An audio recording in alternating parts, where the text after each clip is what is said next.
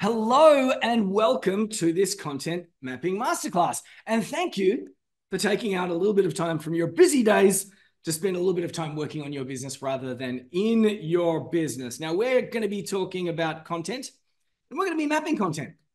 So here's an important question to start the conversation with. Why content? Why do you think content might be useful in your business? Indeed, why are you here? One word answers only, please. Use the chat tool. Why is content useful or important in your business? Now, the more you participate today, the more you're going to get from this experience. I'm like, this is not like an episode of The Bachelor where you can just kick back and eat your popcorn. I want you to be leaning in. I want you to be participating, because the more you put in, the more you'll get out. The more likely you're going to remember what it is that we talk about today.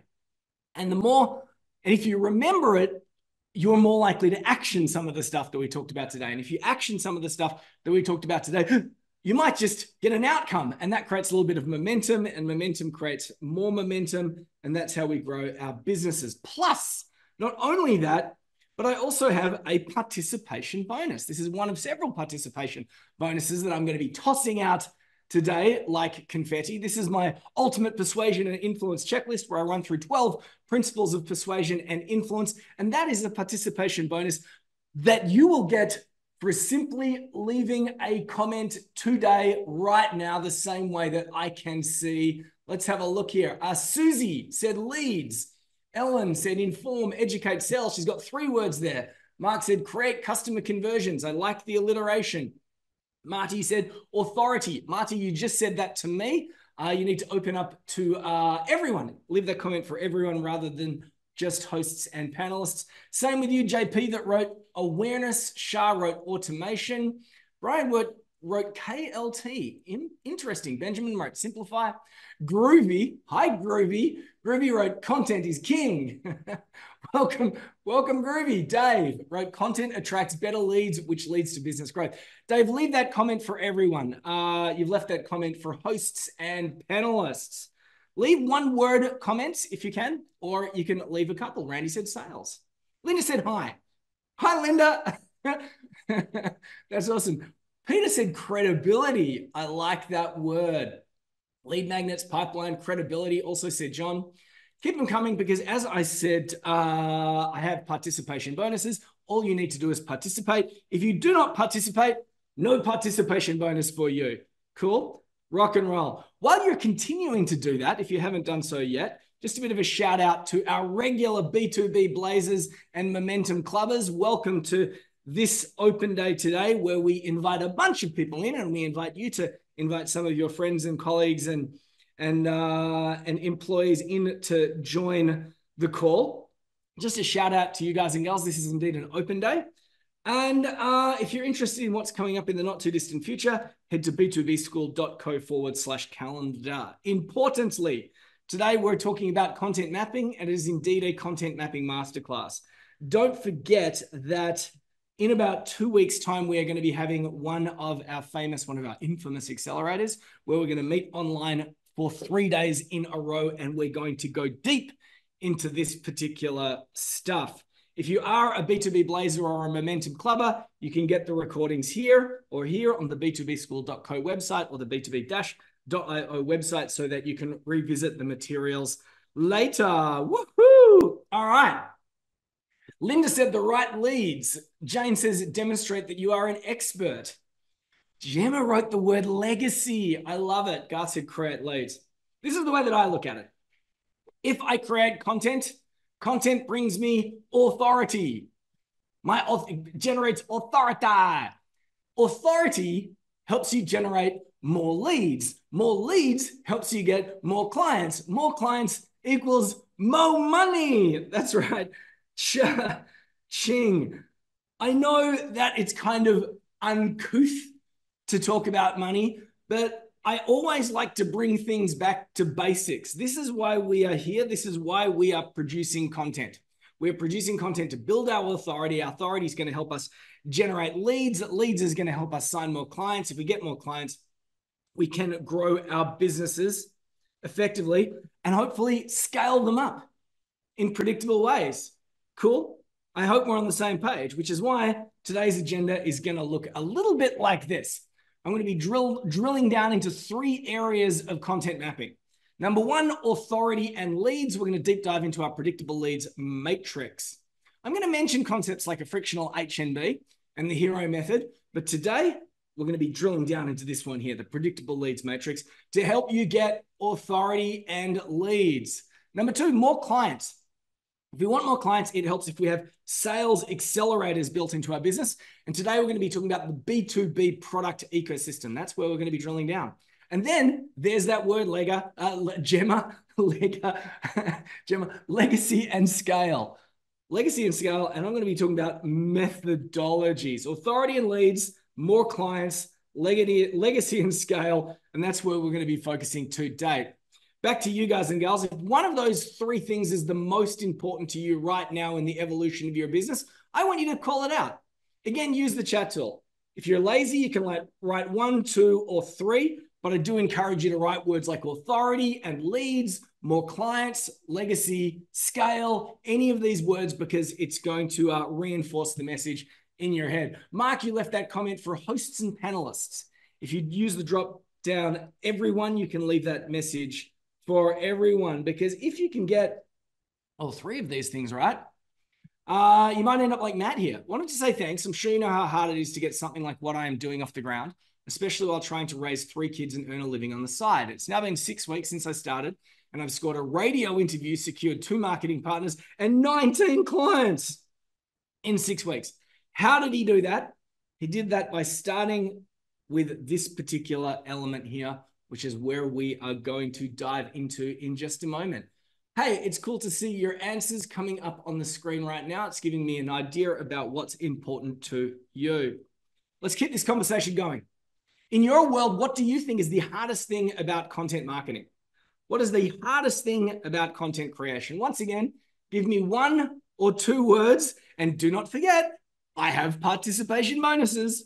If you haven't already participated, and if you haven't already made yourself eligible for this participation bonus, which we will be sending to you in the next 24 to 48 hours, now is your opportunity to answer this question. What is the hardest thing about content marketing? What are the handbrakes in your world? What are the big handbrakes that slow you down when it comes to content marketing? Let's do a sad face. Handbrakes. And guess what? I have a second participation bonus. This is our recipe roadmap. I'm sure that a bunch of you guys and gals already have got this, have got your hands on this. But this is what happened to Naomi when she used it. She said, I've more than doubled my rates. My bookings have gone up. And I now have better fit clients who value my services and expertise more and more. I now have an actual waiting list. So you tell me, guys and gals, what are the handbrakes in your business? What are the hardest things? And once again, hit me up with 1 or 2 words. Finding time. That's come up a few times. I see Andrew said finding time. Jan said finding time. Heather said time. Left that comment for hosts and panelists. Getting people to read it. Simplicity, says Marty. That's really important. Leandra says the editing of the videos and the creating. I'm going to narrow it down to the 3 things that come up in our world again and again and again. Number 1, what should I even write about? What should I even write about? Some people are really, really lucky and they come up with ideas all the time. They're spoiled that way. Other people find it a struggle. Now, there is actually somewhere in the middle, which is the perfect place, because some people just can't come up with ideas. It's a struggle. Other people come up with too much topics. Me, I come up with too many topics, which is why I have systems. Indeed, a little bit later, I'm going to be talking about signature methods and content rhythms, which is what I use to come up with what I am going to write about. I very rarely, if ever, experience writer's block. If you do experience writer's block, write the word block. Or if you're overwhelmed with ideas, write ideas. For me, I come up with way too many ideas, but I know that other people are at the other end of the spectrum where they suffer from writer's block, or they're like me, too many ideas. There's this wonderful sweet spot in the middle here, and I'm going to show you how to get there a little bit later. Number 2, too much effort for what? So I saw people before say, coming up with what they said, finding the time. Finding the time. there is this moment where it's like, should I really bother? I mean, like, this is going to take me time. Time's going to cost me money. If I put in the effort, am I going to get a result? Most of the time, this is probably because they're lacking some sort of conversion strategy that's underpinning it. So today we're going to talk about that too. When we talk about more clients, we're going to talk about sales accelerators, which means that we're going to be talking about the conversion piece that so many people are missing. Number 3, I don't want to look stupid. Someone uses the word trying to sound unique. Now, we all want to be different. We all want to stand out. We all want to be unique. But I also know that a lot of people out there at the other end of the spectrum worry about looking stupid. They worry that they're going to post something, for example, on social media, or maybe they're going to release a lead magnet, or maybe they're going to create a new offer for their clients, and they're going to put it out there. And guess what? They're going to get crickets. Nothing. Like this ghost chart on the screen right now. Tumbleweeds roll across their mental landscape. A coyote howls in the distance. They just don't want to look stupid. Guess what, guys and gals? When we start to create content and embrace content as part of our business, as a way to get authority, leads, sign more clients, create legacy and scale, there are times where you're going to look a little bit stupid, but you know what? No one cares as much as you. Indeed, there are a lot of other people looking far more stupid on social media than you every single second of the day, every week, every month. You know it. So today, let's try and reverse these 3 scenarios. Let's talk about coming up with topics that are not overwhelming, that don't overwhelm you. Let's talk about the conversion strategy that needs to underpin your content. And let's make sure that you don't look stupid. Indeed, let's set you up to look like a rock star. So I've got one more question for you to make sure that you are here and you are engaged and you are participating. I want you to imagine for a second that we can flip those 3 scenarios. The first scenario is I don't know what to write about, or I'm overwhelmed by ideas. I want you to imagine for a second how it would feel if you had certainty about what it was that you were going to produce on any given day or in any given week or in any given month. I want you to imagine what it would feel like when you are able to create stuff and put it out into the world and are able to see almost immediate financial returns. How would that feel? What about the inverse of looking stupid? Going out there, posting stuff on social media, for example, people going, wow. Indeed, people even coming up to you in the street and going, I saw that thing that you did. Or you go to a dinner party and they go, that thing that you did was amazing. Or your clients going, I just consumed some of that content that you produced. I just read your latest lead magnet and that was amazing. How would that feel? And I can see that you understand the game we're playing here. I see 1 or 2 words, which is great. 1 or 2 words. I see awesome, says Groovy. Freeing, says Benjamin. Thrilling, says Linda. Awesome, fabulous, liberating, relieved, confident. I do love that word, Ian. Confident, relieved, fantastic, calm. Keep them coming, because already I have dropped 2 participation bonuses, our 12 principles of persuasion and influence and our recipe roadmap. And all you need to do to get those 2 things in the next 24 to 48 hours when we email them to you is participate. Plus, when you do participate, not only will you be reinforcing the message in your own mind, not only will you be more likely to take action, which creates momentum, which creates more momentum and generates results. And wow, suddenly you attended a webinar or some online training and you got an outcome. Woohoo! Not only will I give you the participation bonuses, but you get to participate in something bigger than yourself. And you get to see what other people are saying. And when you get to see what other people are saying, you get to feel what it feels like to be part of a community, and you get an appreciation and an understanding of this simple fact: you are not alone. So how would it feel? We host our weekly group mentoring calls for a group of people that we call our Blazers and our Momentum Clubbers. And we host a weekly group mentoring call at least once a week. We have a number of accelerators, 3-day accelerators, where we meet every day for 3 days, a couple hours every day for 3 days, a couple times a year. We deep dive into different topics. And before these events that we host, we circulate a little bit of a survey to our people.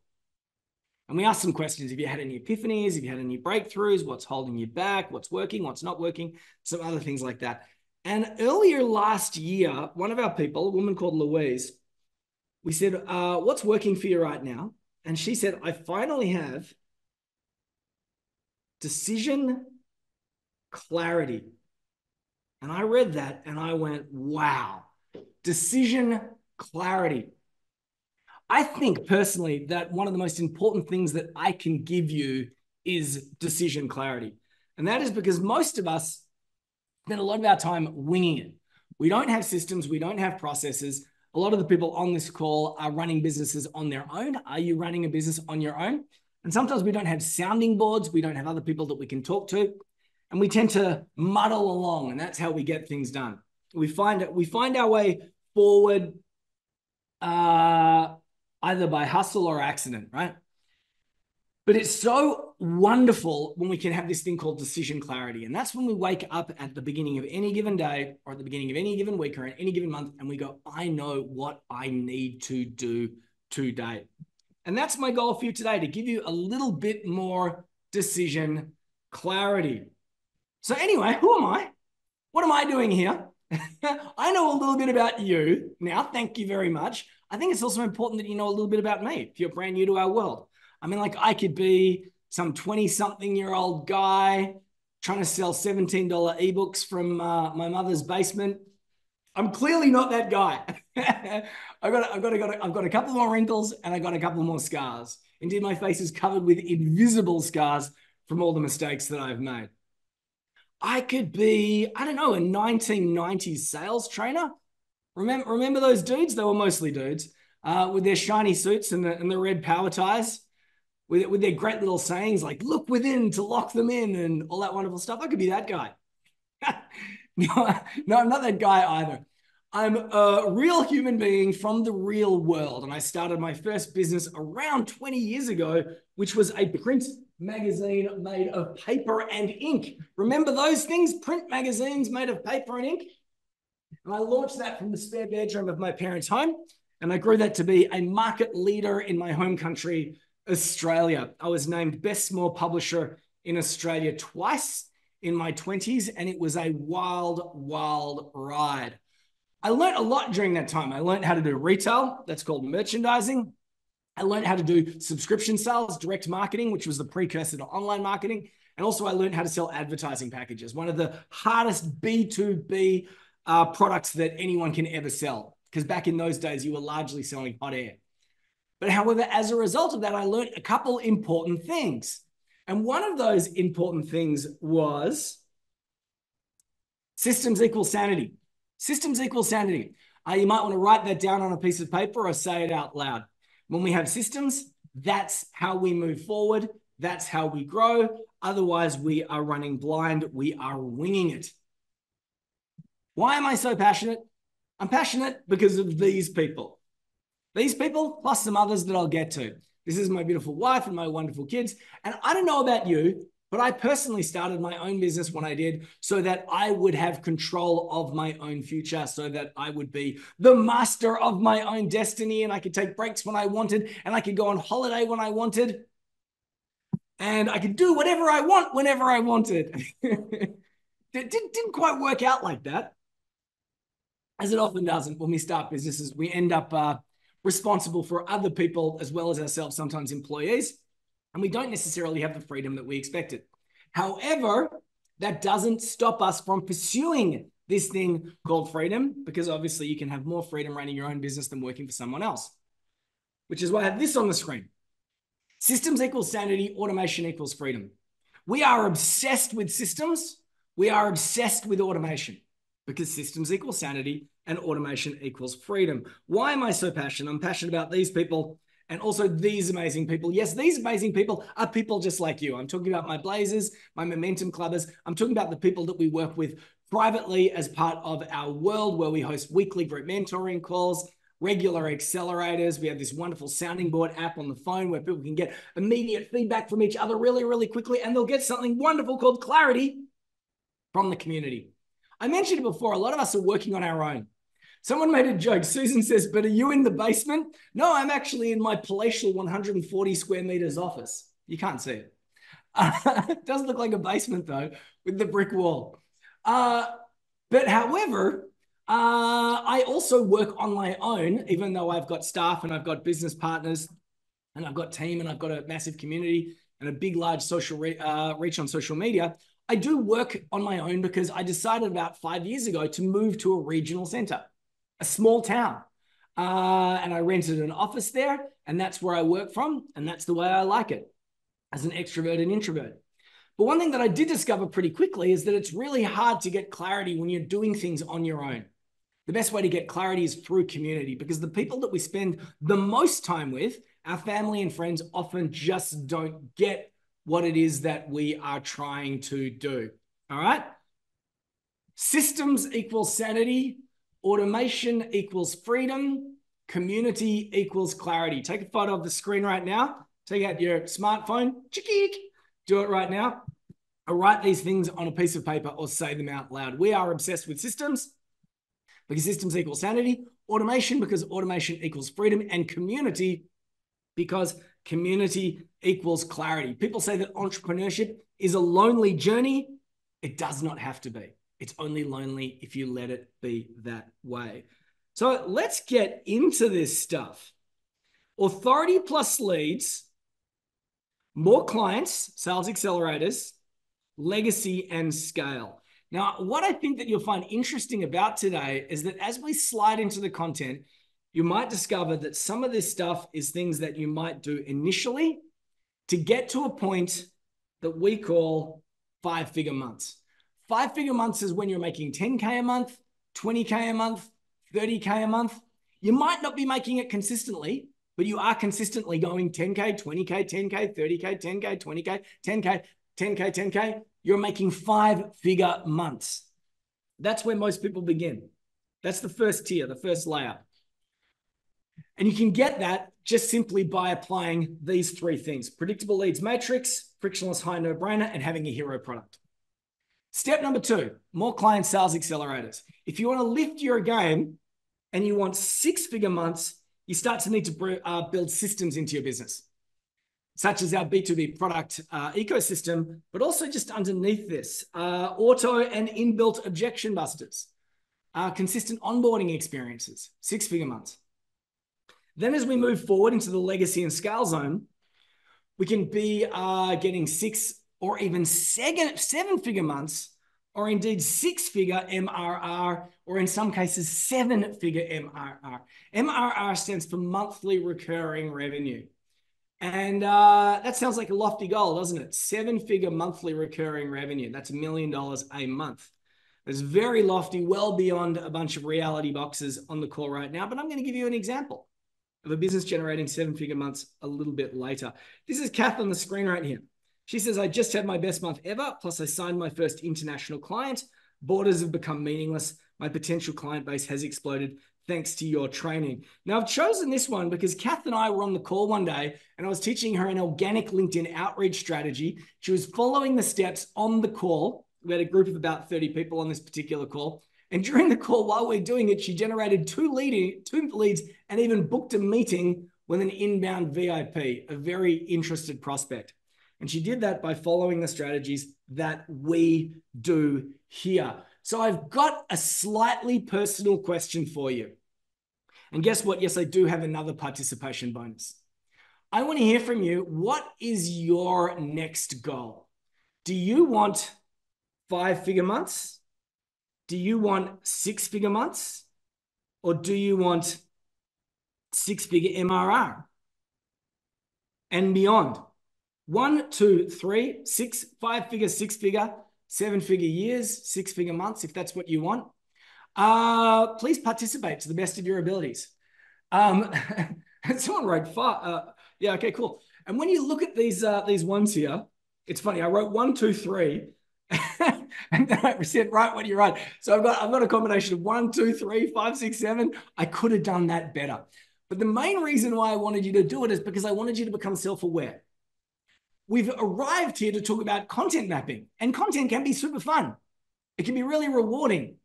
For example, when you post on social media and you get a whole lot of likes, yay, and a whole lot of comments, woo, you get these dopamine hits, woohoo. But I don't want you to forget why we're here. Cha-ching, we're here to grow our business. Okay, content is authority. Authority creates leads. Leads creates clients. Clients creates more money. That is why we are indeed here. If you haven't not yet participated, and as I said, that one was a little bit impersonal.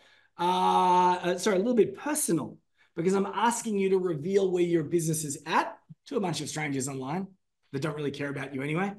But if you are willing to participate, I'm going to give you something called our B2B content rhythms. And this is going to be really super important a little bit later when we get to the third part of our section today, which is going to be a combination of 5-figure and 7-figure stuff. We're going to pull together our signature methods and also our content rhythms for what you need to be doing in any given week. Thank you for generously participating just then. It's quite a big deal to go out there and say what our goals are. As we grow up, we're taught to keep your wishes secret. Right from when we're little, you're blowing out the candles on the birthday cake. And they say, your parents say, don't tell anyone what you wish for or it won't come true, as you blow out the candles on the birthday cake. What a load of garbage. If you don't tell people what you wish for, how are other people expected to be able to help you? And you know what? When you say something out loud, you're more likely to see it through. When you say it loud publicly, you're more likely to do what you need to do to get that result, because sometimes the embarrassment of not achieving that result is harder than the cost of inaction itself. So do participate to the best of your abilities. I said it before, community equals clarity. Everyone on this call is here to support you and is here to help you. Dave used the word accountability. I love it. Susan said, speak it into existence. Absolutely love it. And if you did participate, like Susan or Dave or Tim just then, you're going to get this participation bonus. If you haven't participated yet, if you haven't left a comment, no bonus for you. I'm like the soup Nazi from Seinfeld. No bonus for you. All right. Let's get into what you need to do for 5-figure months, starting with something called our predictable leads matrix. Our predictable leads matrix. Now on the screen right now, you can see 6 grids, 6 squares in my matrix. And these are the only 6 ways available to you to get leads predictably. Now, I'm sure all you guys and gals do get leads. And some of you might even get them consistently. I know that when I speak to most businesses, particularly if they're in the 5-figure months or the 6-figure months, most likely most of their customers and clients come from referrals and word of mouth. Yeah, referrals and word of mouth. But we want to be able to get something that's a little bit more predictable, which is why we have this thing called the predictable leads matrix. On the left, you can see the word friends. Can you see that? Friends. On the right, we can see the word strangers. So there are activities that we can do to friends, or there are activities we can do for strangers. Do for friends, do for strangers. If we're doing things for friends, they're usually low complexity. How wonderful is that? Woohoo! But low volume. Strangers, high volume. Yee! But high complexity. So one of the simplest and easiest places to start is down here on the left. And I'm just going to write the word network. You can start by hitting up your own network. When it comes to generating leads, clients, business, revenue, more money, one of the best places to start is with your network. And indeed, the best businesses all started with their personal network. I believe that it's a rite of passage that you need to start with your network. Now, some people might go and do some networking. I find that a little bit inefficient. It's still not a bad place to start. I would prefer that you reactivate the network that is already under your nose. We met Matt Richter a little bit earlier, the guy that got 19 clients. One of the most impactful things that we did for him is we helped him reactivate his existing network. Your network. It's not that hard. If you have a compelling message or a compelling offer, you reach out to your friends, and your connections, sometimes even family members. It's low complexity because you're using your phone, your email, face-to-face, whatever it's going to be, but it's low volume. But it is indeed a super duper important place to start. I believe it is a rite of passage, and that's how we begin. We hustle. This is an example of one-to-one marketing. One-to-one marketing, and we step out of our comfort zone and we push ourselves in front of someone and we say, I'm really great, you should hire me. As we get a little bit more sophisticated and a little bit more deeper into our business models, we might go seeking referrals. You've heard it before. First-time entrepreneurs think about the customer. The second-time entrepreneur thinks about distribution channels. So we start to look for referrals. Now, once again, this tends to be one-to-one stuff. We're going out to the people that we know, that we have relationships with, and it's a little bit push. Hey, you know that I'm good. You're good. Hey, why don't we refer some clients to each other, and together we'll grow our businesses. You want to do that? Yeah, let's do that. Unfortunately, it's a little bit inconsistent, and it's not a lot of scale. What do a lot of people do after the networking thing? They start off with the networking piece, then they move on to the referrals piece. What do they tend to do next? What's a classic example of one-to-one push marketing to strangers? Think of any classic one-to-one marketing that is high volume, that you're pushing yourself onto strangers. Last time I asked this question, someone just typed the four-letter word spam. Thanks, Mark. Mark just did it too. I'm just going to write the word cold. Cold marketing. And there's all sorts of different ways we can do cold marketing, right? We can email people, we can cold call people, we can even door knock people. Now, the only cold marketing that we teach is via LinkedIn, and it's not really cold. It's kind of warm. And we use automation tools to make things a whole lot easier for our people. These guys and girls are classic examples of push marketing, one-to-one marketing. And the message is usually, it goes something like this. I'm awesome. You should hire me.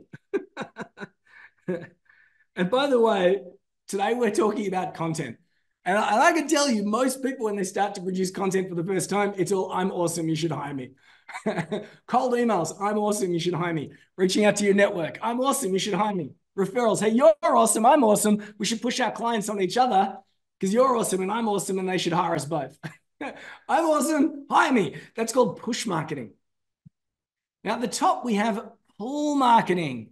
Pull marketing is where we speak one-to-many. And the next one-to-many strategy campaigns are indeed pull marketing. Top left, what do you think is going to go top left? One of the easiest, lowest complexity examples of lead generation, methods for lead generation at this particular point in time is social media. Social media, I love social media. I love social media. Low complexity. At the beginning, it is indeed low volume. So what we're doing is we're largely talking to our friends and friends of friends. It's low complexity. You post on social media. We all know how to do that. It's low volume initially, and then it grows. And then it grows and grows and grows. What I love about social media is that it's one-to-many stuff, and we can apply pull marketing strategies. Pull marketing is not when we are saying, I'm awesome, you should hire me. We are saying, do you have a headache? Because I have the cure. Very different conversation, isn't it? Do you have this problem? All right, well, I have this cure. And the content can come in all sorts, and the cure can come in the form of all sorts of content. So I love social media as a pull marketing strategy. I'm pulling people into my world rather than pushing myself on them by being generous and giving value. If that resonates with you, give me a hell's yeah. All right? Giving value to pull people into your world. If you think that's a better strategy than pushing yourself onto others and saying, I'm awesome, give me a hell's yeah. Now, people get stuck down here. They get stuck networking. They get stuck on referrals. Now, I like referrals. I love getting referrals. And I like getting referrals because it means I'm doing a good job. It means that people like me. They're getting value. But you know what? Referrals tend to be one-to-one, and they're very, very difficult to scale, which is why we love SMAPs. SMAP stands for Strategic Marketing Alliances and Partnerships. And instead of saying, hey, why don't you refer some work my way and I'll refer some work your way, what you do is you say, I have some content. For example, I have a lead magnet or a resource of high perceived value to your audience. Do you have a resource of high perceived value to my audience? And what I will do is I will offer your resource of high perceived value to my audience, and you do the same. That is an example of a strategic marketing alliance and partnership. They can come in many, many forms, but one of my favorite is something that we do called a reciprocal send. And we do this almost every Saturday or every second Saturday. We call it the Saturday Special, and we send out a free resource, a planner, a guide, something like that on behalf of one of our partners, and they go do the same. And we generate between 100 and 800 leads in any given month just on that one strategy. So between 100 leads a week and 800 leads a month from that particular strategy. SMAP, Strategic Marketing Alliances and Partnerships. That is an example of one-to-many. It's a version of pull marketing because we're giving away something generous. We're inviting people to enter our world. And these people are not friends. They're not friends, but they're not strangers, are they? They're not strangers, are they? All right, who wants to guess what's top right of the screen? I've got one more up here. This is one-to-many. It's pull marketing strategy. It goes out to strangers. It's high complexity. It's high volume. What's in my top right-hand corner? Can anyone guess? Thank you, Marin. Ads. Ads. Ads are great. A lot of people are afraid of ads. Ads are great. Ads are great if you know the cost of acquisition, if you know your ceiling when it comes to the cost of acquisition. So for example, if you know that a client is worth $2,400 and you're willing to allocate 20% of that particular client, which would be $2,400, $480, $500 to winning the next client, and you know that you can spend $500 to get, say, 4 meetings, what would that be? I can't think off the top of my head. $125 a meeting, and you know that you close 1 in 4, you can create something consistently. Same deal again. If I know that a client is worth $2,400, I'm going to allocate $500 to get the client. I know that I can spend $125 to get a meeting, or indeed I know that for every 6 leads I get, 1 of them books a meeting. I then know that I can spend $20 to get a lead. Now there is an example called closed loop marketing or closed loop advertising, where you spend money and money comes back in. You're marketing to strangers. It's high complexity, costs a little bit of money, but it can generate high volume. And it's also one-to-many. It's an example of pull marketing. People voluntarily enter your world. Now, here's the challenge. Most people start with their network and then they hit an invisible ceiling. They go through referrals and it doesn't really seem to get them anywhere fast. They dabble at cold and they end up getting punched in the face and they feel terrible about it, so they never do it again. We call this line here the hustle ceiling. We call it the hustle ceiling. And most people that are turning over less than a consistent 5 figures, 6 figures a month, are by and large mostly caught in the hustle zone. They are banging their head against the hustle ceiling. However, it is great to start here. Definitely start here. It's worthwhile having these conversations. Have a dabble on cold, or if you're part of our world, apply our LinkedIn strategies. But you know what? As you move up to the top half, that's when you can start to reach people at scale, pull them into your world using a tactic that we call intelligent outbound, where we're reaching out so that they come back in.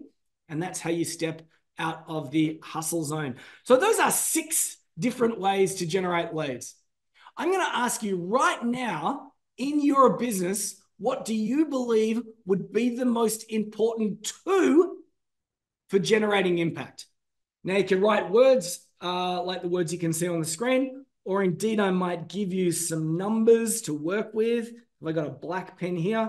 Here we go. 1, 2. Actually, you know what? I'm going to change this up. I'm going to change this to 1, 2, 3, 4, 5, 6.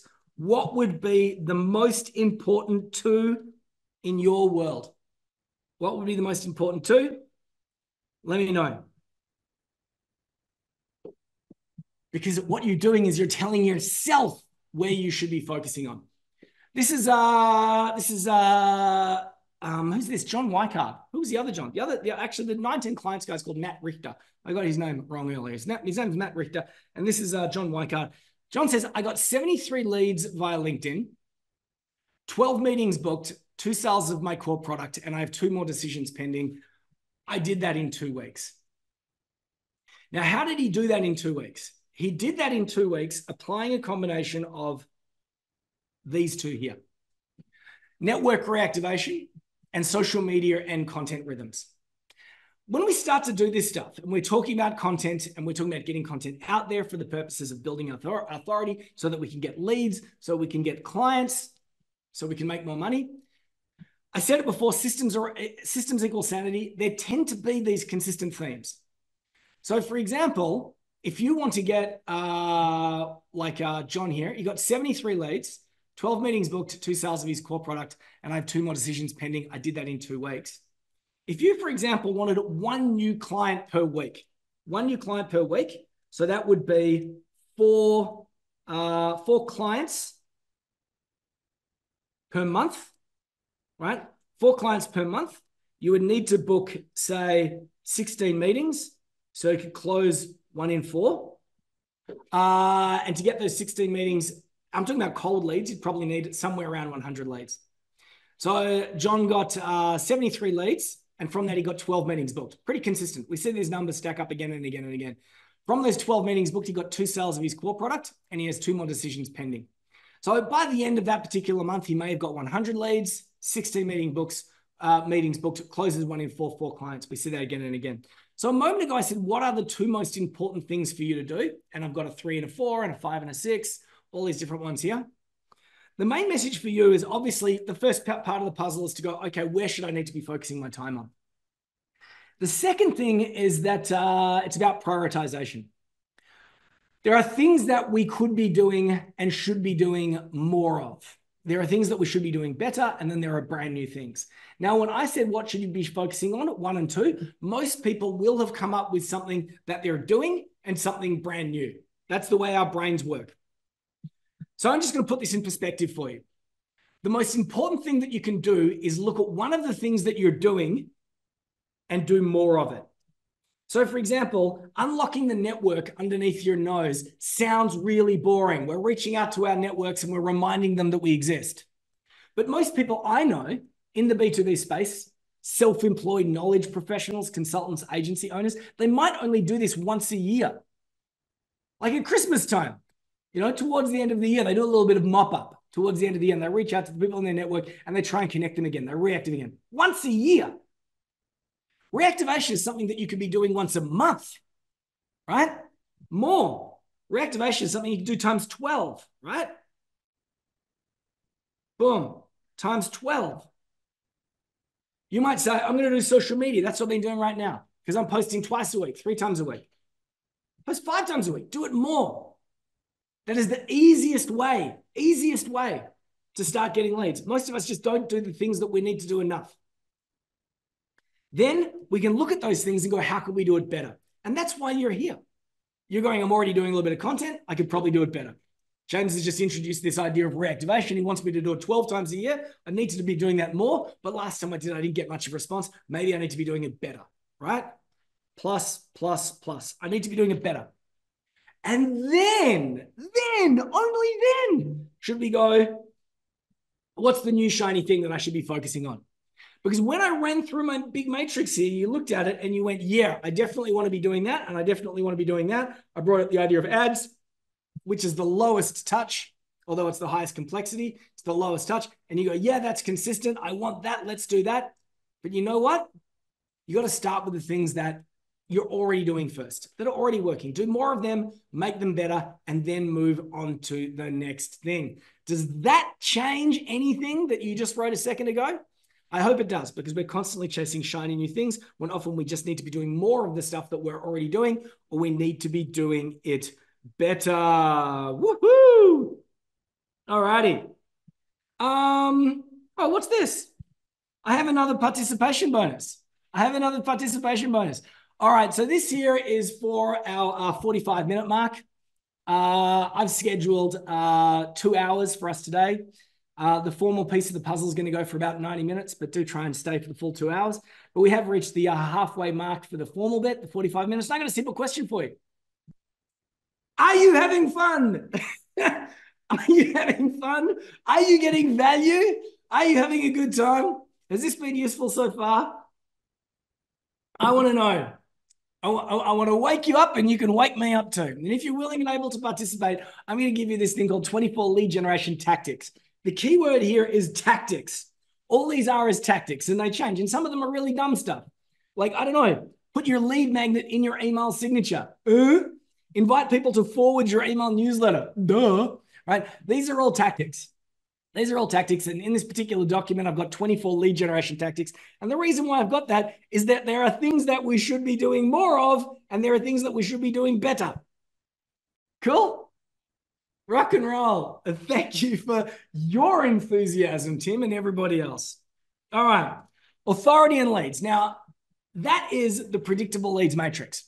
As we dive a little bit deeper, predictable leads matrix, I'm going to talk about a frictionless HMB and a hero method, but a little bit later, I'm going to get to here, content rhythms. And the content rhythms are what we are going to use when we are ticking the boxes over in the predictable leads matrix. But it's very difficult to come up with content rhythms until you have pulled together some sort of signature method. So I'm going to come back there. But for now, we're going to move to here. Now, I will say at this moment, if anyone wants to go faster, if you're getting into this, you're enjoying it, and you want a little bit of one-on-one time, or you want to dive a little bit deeper and work with a passionate posse of proactive B2B business owners just like yourself, let me remind you a little bit later, I will be giving you guys and gals the opportunity to sign up for our next accelerator. And our next accelerator is happening in about 2 weeks' time, and the content is content creation masterclass, not a content mapping masterclass. And we're going to meet for 2 to 3 hours a day over 3 days. And we're going to create meaningful, masterful content together as a passionate and proactive posse. But for now, let's talk about getting more clients. Or as Ben might say, in the past, I would get an email from a prospect saying, please call me. I had no information about that prospect. Now I get a full list of their email, their website, how much money they're making, whether they're making profits, what they want to do with their business. My phone hardly rings anymore, but I get 4 times the amount of inquiries per day. I now have to refuse coffee meetings unless they book a 15-minute teleconference, and then there's a 2-week wait to get to see me. I now have too much work on. Thank you. What did Ben do? Well, he did some of the stuff that we talked about here, particularly the content rhythms, and then he pulled together a product ecosystem. Whether you know it or not, the best businesses in your space have 4 products. 1, 2, 3, 4. 4 products. Products are an example of content. And when you can start to unpack your IP and transform that into products, life becomes a little bit easier. And that is because smaller promises get faster decisions. A day does not go by where I don't meet a B2B business owner, a knowledge-based business, generally. And I say, what do you do? And they are promising their clients the world. Smaller promises get faster decisions. Indeed, the best sales are staggered, which is why we have this product ecosystem in front of us right now. Now, this particular square here, this particular type of content is called your core product. And let's have a look at this. Everyone that you've ever worked with has gone on a journey. They started off as a stranger, then they became a suspect, then they became a prospect, and then they became a client. Stranger, suspect, prospect, client. That's the buyer's journey. Now this one, second from the right, prospect, this is where most people live. And I talk about what content they have, or what they do, and they talk about their core product or service. And their core product or service typically responds to something that people desire, that they want. It's an aspiration. The problem, of course, is that not everyone is a prospect. And often when we're speaking to people, we speak to them like they're a prospect, and we're talking about what's going on in their mind at that particular time. But not everyone has the prospect mindset. No. Strangers, where are they at? They have headaches. Strangers have headaches. They don't know that you exist. They might not even know that a service like yours exists or a product like yours exists. They have headaches, but they might not yet have joined the dots.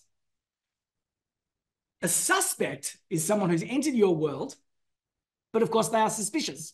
They are suspicious. All they see are the obstacles. They've tried something before, or they've seen someone do something and fail, or maybe they've got their own mental baggage, but all they see are the reasons why it's not going to work for them. Suspects are suspicious. They see obstacles. Prospects are suddenly in the aspiration zone. you can start to talk about concepts like ROI, return on investment. This is what you're going to get. And they get excited, right? Then clients, you can speak to their bigger picture desires. If somebody's already a client and you have delivered something that we call first win, if you've got them to a place called first win and they go, yep, you are the real deal, I trust you completely, almost completely, then you can start to talk about their bigger picture desires and all the ways that you can transform their lives. What I see is I see most people talking to absolutely everyone as if they are in one of these two zones. They are talking to people like they are a prospect or a client, and they're only talking about aspirations and desires. But guess what, guys and gals? Smaller promises get faster decisions, which is why we have a product ecosystem. We want to stagger the journey. So if that's the case, if the first time somebody comes into our world, they are a stranger, what should we do? Well, why not? Let's start off by giving them a gift. Cool? What is a gift that you could give strangers in your world? What is a gift that you could give to get people into your world where they voluntarily step into your world? This is a form of pull marketing. And then implicitly or explicitly give you permission to follow up. What is a gift that you can give the people in your world? Now, I've been loading you up with participation bonuses, and I've largely been giving you participation bonuses so that you're thinking, you're getting engaged. I'm training you to get involved. But guys and gals, we're shifting things up a little bit now. We're going a little bit deeper. And I'm making you work. So what is something that you could give to strangers? Thank you very much, Barry. Barry says guide. JP said to hosting panelists a newsletter. When we started with gifts, we started with a newsletter and it worked for a while. It no longer works. No one wakes up in the morning and goes, hey, honey, you know what I need? I need to subscribe to another email newsletter. Woohoo! We want to give them a gift, like a framework, says Stephen. Groovy says a white paper. All right, that's another word I don't like. I don't like white paper because it sounds boring. I also don't like the word ebook because it sounds like so 1999. Right? I like framework. I like guide. Infographic is a great thing to have on social media. People won't give up their email address for an infographic, Brian, but Brian does say a roadmap. Yeah, a roadmap. Now, maybe, if I got that right, says valuable content. Valuable content packaged in a little package in a bow. This is sometimes called a lead magnet, yeah? A lead magnet. A lead magnet. We all know what these things are. We've seen them before. The world is littered with shitty lead magnets. Excuse my language. Excuse my range. The world is. Most lead magnets are garbage. But however, as we move forward, let's make sure that you're not creating garbage lead magnets. For example, I don't like white papers. I don't like ebooks. I don't like infographics as a lead magnet. And I don't like newsletters. But there are things like an action plan, says Shah. Brilliant. You know, all these different things. Packaging up. A checklist. A template. A set of templates. People love templates at the moment. Now, that's cool. That's what we want to give to a stranger. Something, a lead magnet to satisfy their headaches. A suspect. For a suspect, we want to give a product for suspects. A product for suspects can take many forms. It can be a digital product, but it can also be a meeting. Here's the thing. When you meet with clients, you don't think of it as a meeting, do you? You don't think of it as a meeting. You don't think of it as a product. You think of it as an opportunity to be able to sell your stuff. I would love for you for a moment just to reimagine how you run your meetings, okay? This is Troy. Troy says, I was on the phone talking with a potential client about the strategy sessions we offer to prospects, normally for free. As I went through your formula, breaking it down into outcomes, things, and feelings, like you teach, suddenly I realized that if I offer this meeting for free, I'm going to sound like an idiot. So when he asked how much the session would cost, I plucked a number from the sky, $1,600 for the strategy session, and offered that, $1,600. He immediately said yes. And that's how we now do business. We now get paid to pitch, and the quality of clients has vastly improved too. Troy gets paid to pitch. Most people are stuck in what we call the B and P stage. They are begging and pleading for meetings, with a smile. Hey, let's catch up and explore ways that I might be able to support your business. Book a discovery call with me, please. Book a breakthrough call with me. Listen, no one wants a discovery call. I don't want to get on a call with you so you can mine me for data so you can sell me data. Breakthrough calls. I hate the idea of a breakthrough call. What, you're going to make me cry? You're going to break me down? Right? Most people are stuck at the B and P stage. This stands for begging and pleading. Right? Begging and pleading. AWP stands for an appointment with purpose. That's when you restructure your meeting and frame it as if it were a product. If you do that really well, you can get to a point where you get paid to pitch. All right, participation bonus, guys and gals. Would you like my paid to pitch planner? All you need to do is tell me how you're getting meetings right now. Are you begging and pleading? Are you at the B and P stage? Are you at the AWP stage? That's when you frame your meeting as if it were a product. Or are you at the paid to pitch stage where people actually pay you to book a time with you so that you can sell them on what it is that you do? B and P, AWP, or P2P? I mean it when I say it. The best businesses in the world have 4 products. A product to get the lead. What's the price? First name, last name, email address, maybe a phone number. That's the product. Second product could be your meeting. Could be a digital product.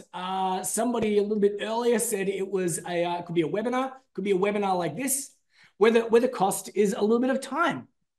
But you know what? No one just wants to come hang with you, right? That's not the way your future customers and clients think. They want outcomes. So come up with an outcome-focused meeting. A stranger has headaches. Give them a cure to their headache. A suspect sees the obstacles. Give them a path. Give them a roadmap. Demonstrate your method. Demonstrate your methodology, and then use your meeting to sell your core product. And the best core products are, wait for it, a high no-brainer. A lot of people try to sell too much too soon. They get these 2 bits confused and muddled up, right? And they come in with a big ticket product that goes for ages, right? If you're selling something that goes for more than 3 months on that first call, during that first discussion, stop, right? If you're selling something that's going to make them drag their feet because the price is too high, right? And I'm going to say over 10K is under 10K, you can usually get a credit card payment on the phone, less than 10K, depending on your audience, right? Some audiences, it's going to be around $1,600. Someone's going to be $2,400, whatever it's going to be. But what I see is people offering way too much, way too soon. A high no-brainer is a scaled back version of what it is that you do, or it's a standalone product or service with a beginning, a middle, and an end. And the purpose of your high no-brainer is, again, to get paid to pitch so you can sell your continuity. Your continuity could be a retainer, it could be a program, it could be a membership, it could be any of those things. And guess what, guys and gals? That's where the real money's at. That's where you get your MRR revenue, monthly recurring revenue. But if you try to sell a monthly recurring revenue retainer, program, membership to a stranger over here, they're just going to look at you funny, yeah? I don't know you. I don't trust you, because you will be stuck pushing yourself, hire me, I'm the best, I'm the greatest, and they will say, get out of my face. And this is why sales has such a bad name. This is why some marketers, people say they're way too aggressive, because you're speaking to strangers and suspects as if they are a prospect or a client, and you're trying to sell long-term, big ticket products, retainers, continuity programs, memberships, etc. A high no-brainer has a beginning and a middle and an end, and people can often say yes as early as the first call. This is John. We had a Matt, we had a Naomi, we had a John, and a different John. This is John. Now, one of the first things that we did with John is that John was a jack of all trades. We were saying the 3 Ps: one person, one problem, one product. He was a jack of all trades. Are you a jack or a Jill of all trades, and therefore a master of none? If you're trying to say that you can help anyone and everyone with a pulse, that's not confidence inspiring. But that's what he was doing. I can help anyone. We did a little bit of work with him. We had a sit-down session. He had a sit-down session with my business partner, John Inglesos. If you ever get the opportunity to have a session with my business partner, John Inglesos, please do. And they narrowed his target audience down to not-for-profits. Went from a jack of all trades for not-for-profits. What did John do for a crust? He was a funnel analytics expert. Oh, sorry, I just fell asleep. All right, that's that. Oh, sorry, I fell asleep again. Funnel analytics, what the hell does that mean? So boring. But you know what? If you know who your target audience is, one person, one problem, you can say, well, if it's not for profit, they don't want funnel analytics. They want more donations. This is why people won't meet with you. You're targeting everyone and you're saying, hey, let's catch up and talk about funnel analytics, right? Hey, you're not for profit. Let's catch up and talk about how to get you more donations. One person, one problem, one product. He stopped trying to sell massive projects. And when I say massive, they weren't massive. They were about $30,000. $30,000. Instead, he introduced an audit as a smaller step. Now, someone yell out who you are. When I was talking about this product ecosystem and I said, what's a gift that you can give? Someone said audit. Someone actually used that word audit. Now, the best time for an audit is probably over here or over here. You could do a little mini audit for free as your appointment with purpose, or you could sell the audit as your high no-brainer, and that's what he did. He says, you gave me a great tip with selling audit as a core product, then retainer for continuity. I've got 2 clients since the call. These were clients that had been sitting on the fence for ages. He'd been having conversations back and forth, catch up. He'd been doing all these different things. He had been doing that network reactivation stuff. He'd been going back to his audiences. He'd been doing the follow-up that he needs to do. Yay, well done. But they just weren't making a decision. And they weren't making a decision because he did not yet have a high no-brainer. But as he says, I got 2 clients since the call. He sold the audit for $3K. That became an opportunity to pitch ongoing. Then he introduced a retainer for $3,000 a month for 12 months. You do the maths. 3 times 12 or 12 times 3. Suddenly that's $36,000 plus the $3,000 up front, $39,000. He was trying to sell a $30,000 project. No one's buying. He ends up sending, increasing the lifetime value to $39,000. We have seen that story play out again and again and again. Someone steps into our world. They don't have a high no-brainer. They don't have a way to collect meetings, to book meetings. They don't have a way to collect leads. What they're doing is they're trying to sell everyone on all the different ways that they can transform their lives, and people simply do not believe them. Cool? So this is Dave on the bottom left. I had a quick virtual chat with John Iglesias on Wednesday. He encouraged me to increase my prices. What? Increase his prices? By changing how I structure my offer. He showed me exactly what I needed to do. On Thursday, the very next day, I had 2 sales calls and tested my new offer. I closed both calls and also increased my prices by 275%. What did we do for Dave? We helped him with his high no-brainer. He was signing up for people with a longer term thing. We encouraged him to sign up clients as a first payment of $4,800, whereas originally his first payment was $1,200 to $1,600. So his first payment was originally $1,200 to $1,600, and he's struggling to sell it. He changes it because it's ongoing. He changes it to $4,800 and he's closing like a mofo. It's counterintuitive, guys and gals, super counterintuitive, but smaller promises get faster decisions. And that's why we have a product ecosystem. Nancy, you got a question? Ask that question. Hey, but here's my next action for you. If you had to focus on one piece of the puzzle right now, what would you focus on?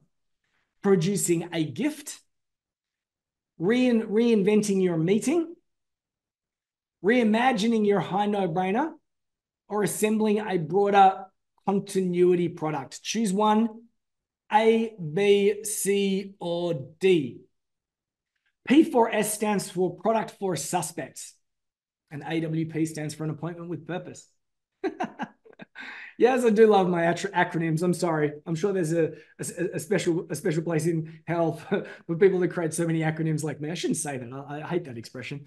I regretted saying it the moment I said it. But what are you going to pick? A gift, a meeting, reimagining your meeting, putting together a high no-brainer.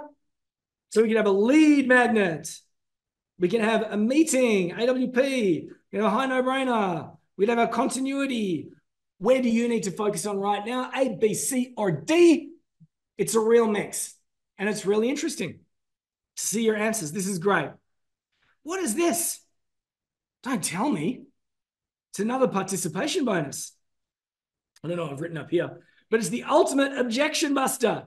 What we just ran through is the ultimate objection buster. Guys and girls, when is the best time to handle objections? When is the best time to handle an objection when speaking to a potential customer or client?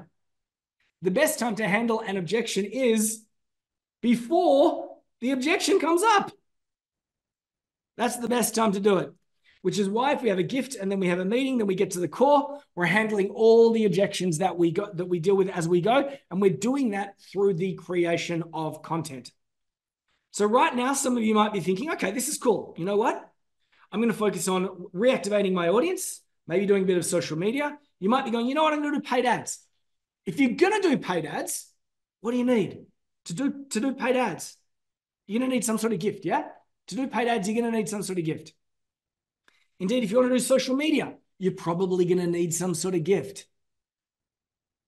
SMAPs, you're probably going to need some sort of gift. At the top of this particular matrix, when we open the door using pull marketing, we open the door, step inside, right? We're going to come inside. I've got this gift. At the bottom, it's push. Push marketing, it's more of a, I've got this thing. Do you want it?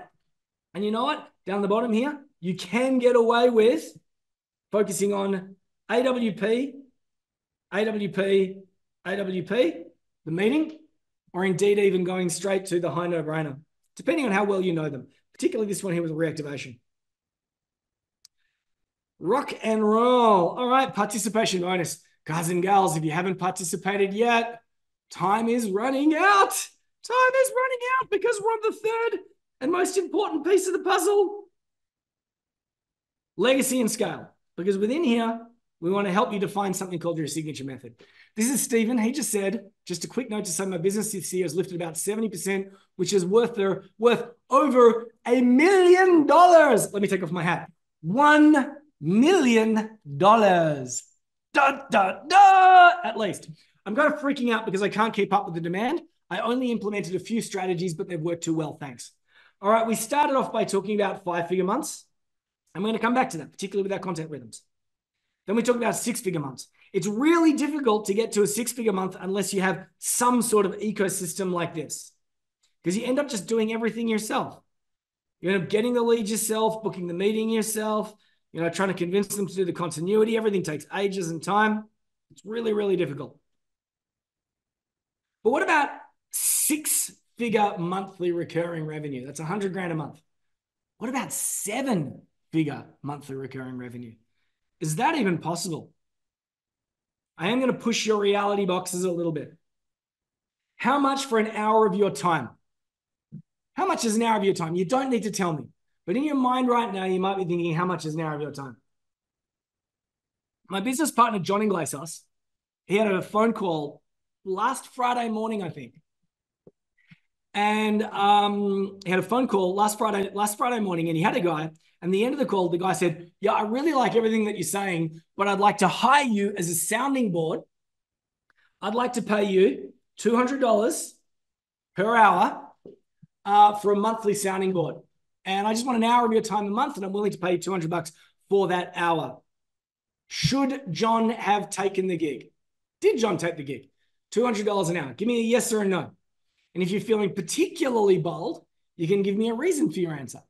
Yes or no. Should he have taken the gig? $200 an hour. $200 an hour, guys and gals. $200 an hour. I know we've got some freelancers on the call. Maybe you're graphic designers. Maybe you're bookkeepers, right? Some other people like that. $200 an hour. It's a lot of money, $200 for an hour's worth of work. $200 an hour. Let's do the maths. Realistically, you can probably only do 20 hours per week on client work. There are 40 hours in any given week. You really can probably only do 20 hours a week on client work. You got admin, you've got business development, you've got to do continuous learning. You've got to turn up to webinars like this. That's 2 hours just there, which is not explicitly client work, even though it's client development work because it's business development. Really, you can only do 20 hours a week. Indeed, most businesses can only probably do 10. But let's say it's 20 hours a week because you're super efficient. 20 hours a week at $200 an hour. How much is that, guys and gals? $4K. 4K a week equals 12K a month, which equals 144K for a year. Is that a good income? Sure, if you're working for somebody else, it's a terrific income. But if you run your own business, suddenly 20, 30% is going to be taken by the government. So let's take away 20, 30%. Then you've probably got 15, 10, 15, 20, 25K that you're going to put on admin, expenses, sales and marketing software, all the other stuff. So let's deduct 30%, then let's deduct another 10, 15K.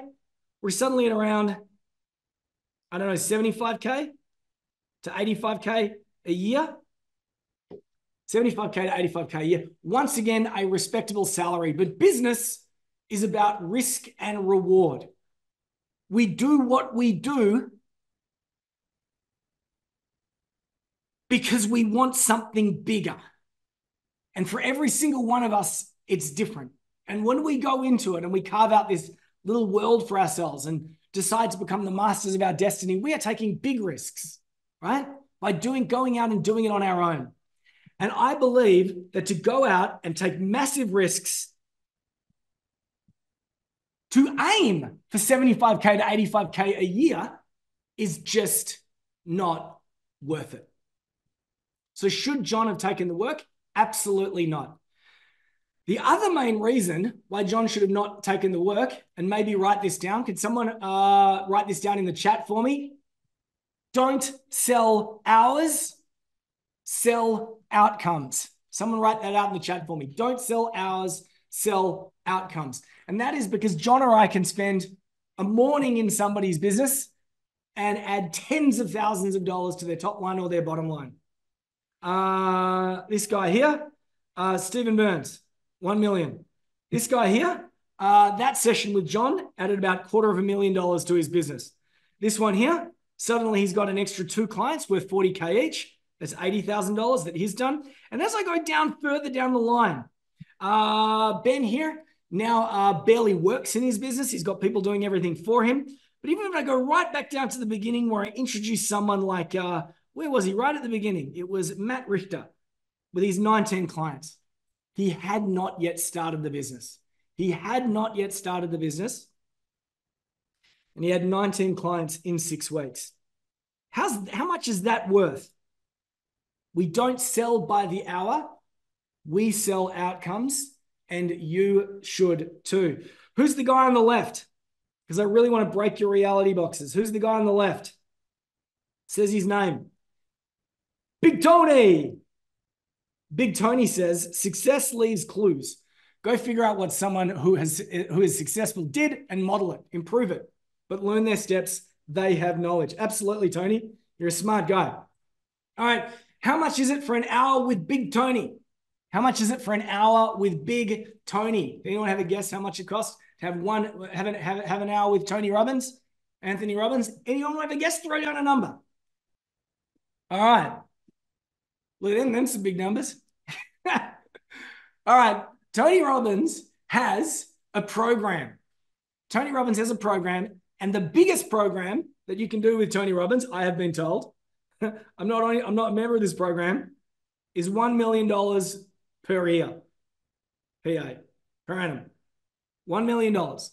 That's his biggest program, highest level. It's got lots and lots of tiers. All right. What do you get for $1 million? Do you get access to Tony? I think so. For $1 million, you want to get access to Tony. Indeed, for $1 million, I would want unlimited access to Tony. I'd want to be able to call him any time of day. I'd want to call him at 10 o'clock at night, 11 o'clock at night. I'd want to be able to call him at 3 a.m. in the morning in the event of an emergency. I'd want him to wake up in the morning and just see me next to him going, hi, Tony.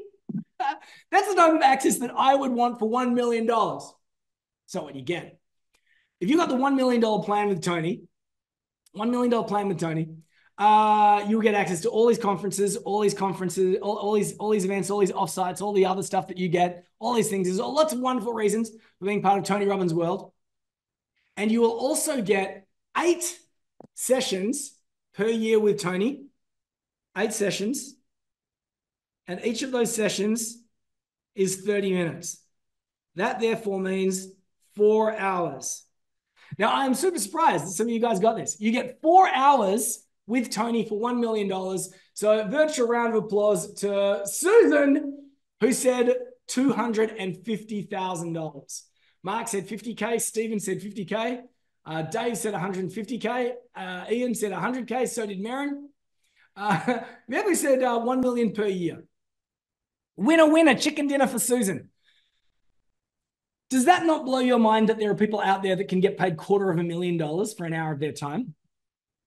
So when I talk about a business that's doing 6-figure monthly recurring revenue, or even 7-figure monthly recurring revenue, people out there like Tony only need 12 clients, and they're doing 7-figure monthly recurring revenue.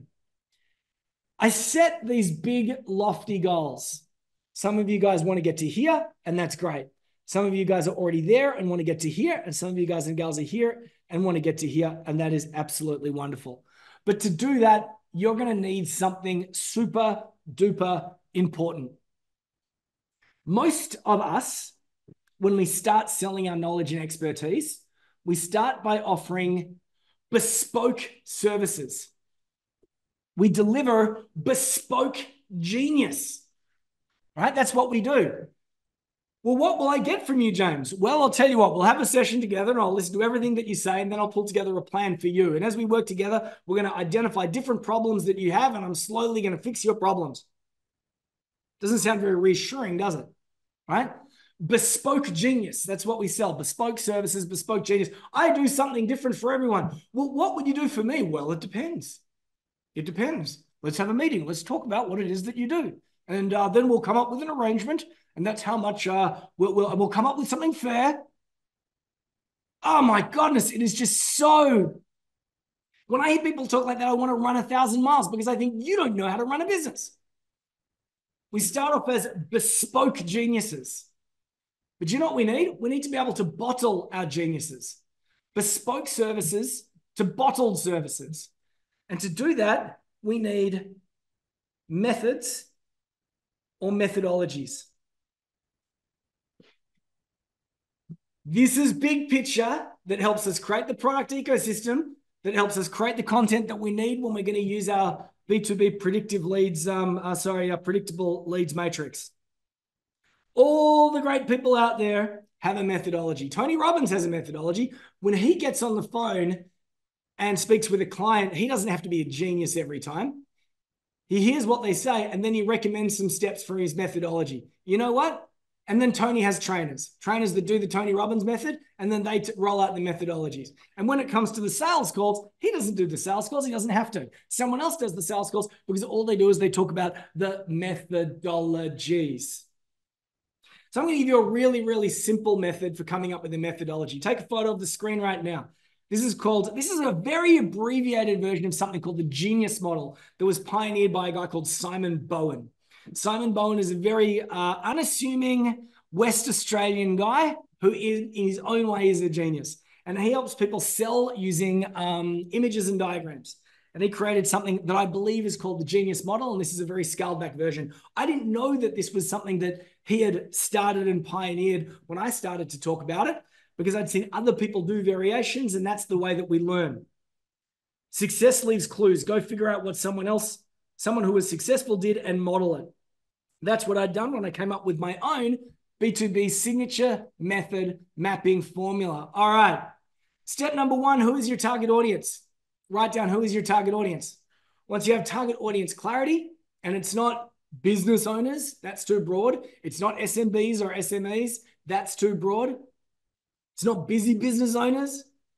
It's not busy business owners that have the problem that I solve. That's not a target audience. A target audience is when I call out you and you go, that's me.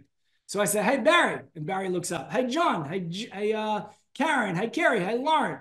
Hey, Matthew. If I yell out your name and you sit up. Hey, Daryl. Hey, Jody. Hey, Helen. Hey, Mark. Hey, Peter. If I'm walking through a busy, crowded mall and someone calls out your name, you sit, you stand up. If I yell out, hey, you. No one stands up. Hey, Benjamin. Hey, Daniel. Hey, Gary. Hey, Lauren. Hey, Sri. Great name, Lawrence.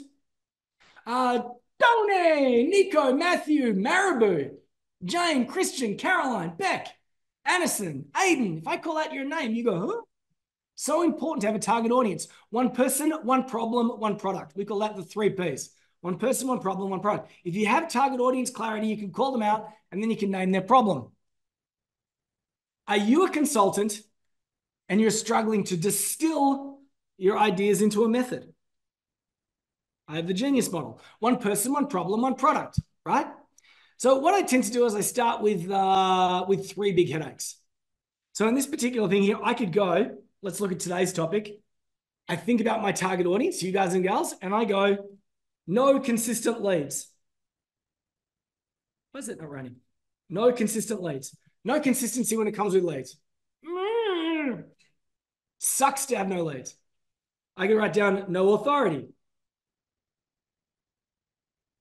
You're invisible, right? A lot of people are. Clients dragging their feet, right? I can't get decisions quickly. Could be any of those 3 things. I've just chosen 3 headaches. No leads, no authority, clients that consistently drag their feet. There's the headache. Then I might look at that and I go, okay, well, what's the inverse of that? And that is predictable leads. Cool. Instant authority. Excellent.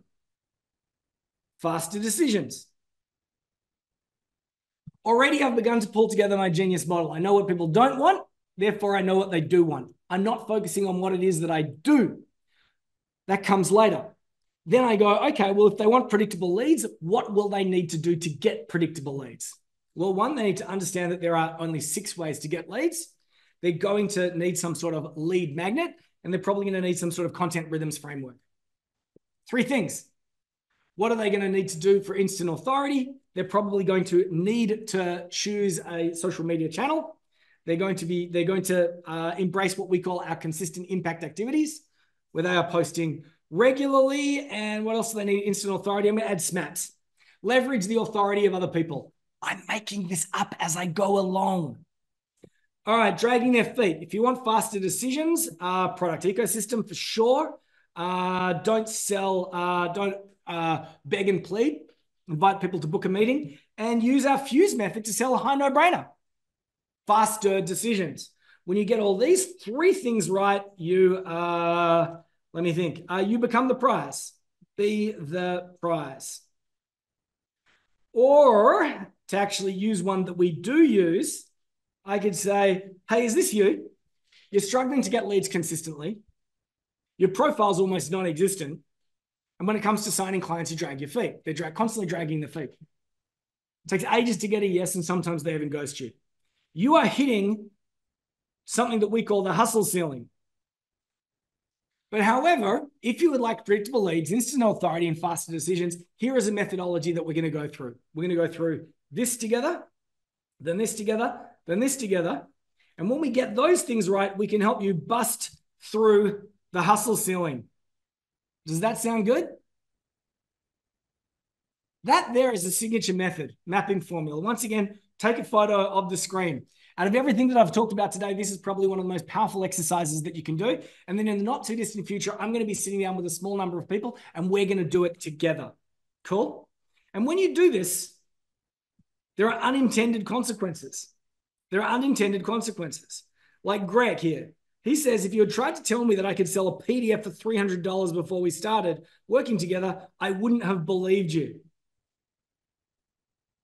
Greg did 10K in sales in 2 weeks. How did he do that? He did that by harnessing, not that. He did that by harnessing, there we go. He did that by harnessing, what did I just do there? I scribbled all over it. 2 important things. He reactivated his audience and he applied our content rhythms on social media. Wham, bam, shazam. Why did he do it? In his particular instance, he was doing it as a version of a product for suspects. Make sense? Would you like to know exactly what Greg did after this particular step to get that particular outcome? Give me a holler. Give me a yes, please. Give me a I want to know. How did Greg get to 10K in 10 weeks? And I want you to tell me, James, exactly what he did. Yes, please. Yes, please. We're running out of, I think I've run out of participation bonuses. So do this for me, do it for you, do it for everyone else on the call. Step 1, genius model, signature method. Step 2, cascading trios. Once you've identified those 3 things, so let's say my 3 things were authority, leads, faster decisions, I would take the next step of identifying what those 3 things are. You saw me do it on the screen, 3 for each. I've gone from being a guy that could do anything to a guy that could do 3 things. Then to get those 3 things, you will need to do these 3 things. 1, 2, 3, 1, 2, 3, 1, 2, 3. And what's crazy is that once you've done this, I'm going to, you start to, you got your audience over here. What's the outcome that they want? Bust through the hustle ceiling. You can come up with a name. You can come up with what type of product it's going to be. You can come up with a price.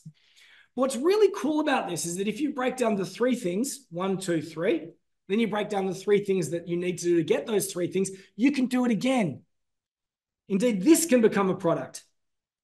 The authority, something or other. The lead, something or other. The faster decision, something or other, right? And I've got my 3 things. 1, 2, 3. And each one of those things is going to have 3 things as well. 1, 2, 3. Whoops. 1, 2, 3. 1, 2, 3. 1, 2, 3. Ultimately, when you do this and you run through these cascading trios, you'll end up with a mountain of content ideas, a mountain of lead magnet ideas, and a mountain of ideas for product bundles. This is Naomi. Naomi was a freelance copywriter. She was taking on projects for Chump Change, selling time for money. We met her at the beginning of our session together. She ran through our recipe training, acquired target audience clarity, reframed her offer to reflect actual needs, packaged up her services as things, began to attract better fit clients who valued her services more. Her waiting list doubled, and then her rates doubled, and then she doubled her rates again after her only third AWP, after her 3rd meeting. Just kept doubling her rates.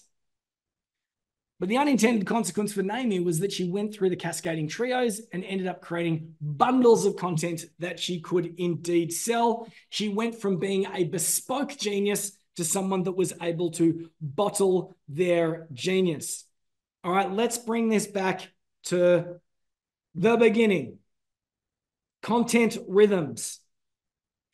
If you have done this, if you have mapped out your cascading trios, it becomes very, very easy to create content. A little bit earlier, I gave you the content rhythms framework as a participation bonus. There it is. If you participated, you will get this B2B content rhythms framework. If you have not participated yet, please do right now, because you will need it to do this. Here is my content rhythms framework, and I can share this in a matter of minutes. Most people pull together a very sophisticated content calendar, and it takes about 1 or 2 days to pull together their content calendar for social media, whatever.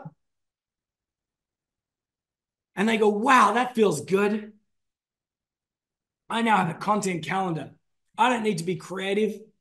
I can just do what I need to do throughout the year. I'm just going to post. And then what do? They don't.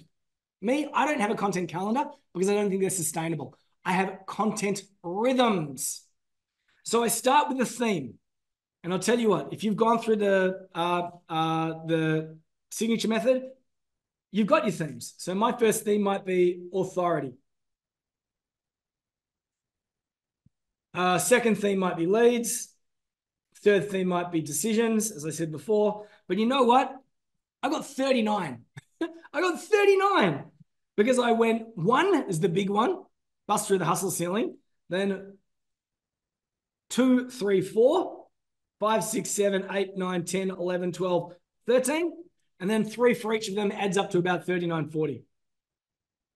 I picked my 3 themes. And here's what I do. Monday, bust a myth. Tuesday, give a gift. Wednesday, share a story. Thursday, reveal a tactic. Friday, call to action. Now, in terms of the sell versus give ratio, it's very generous. But of course, every single one of these things is selling.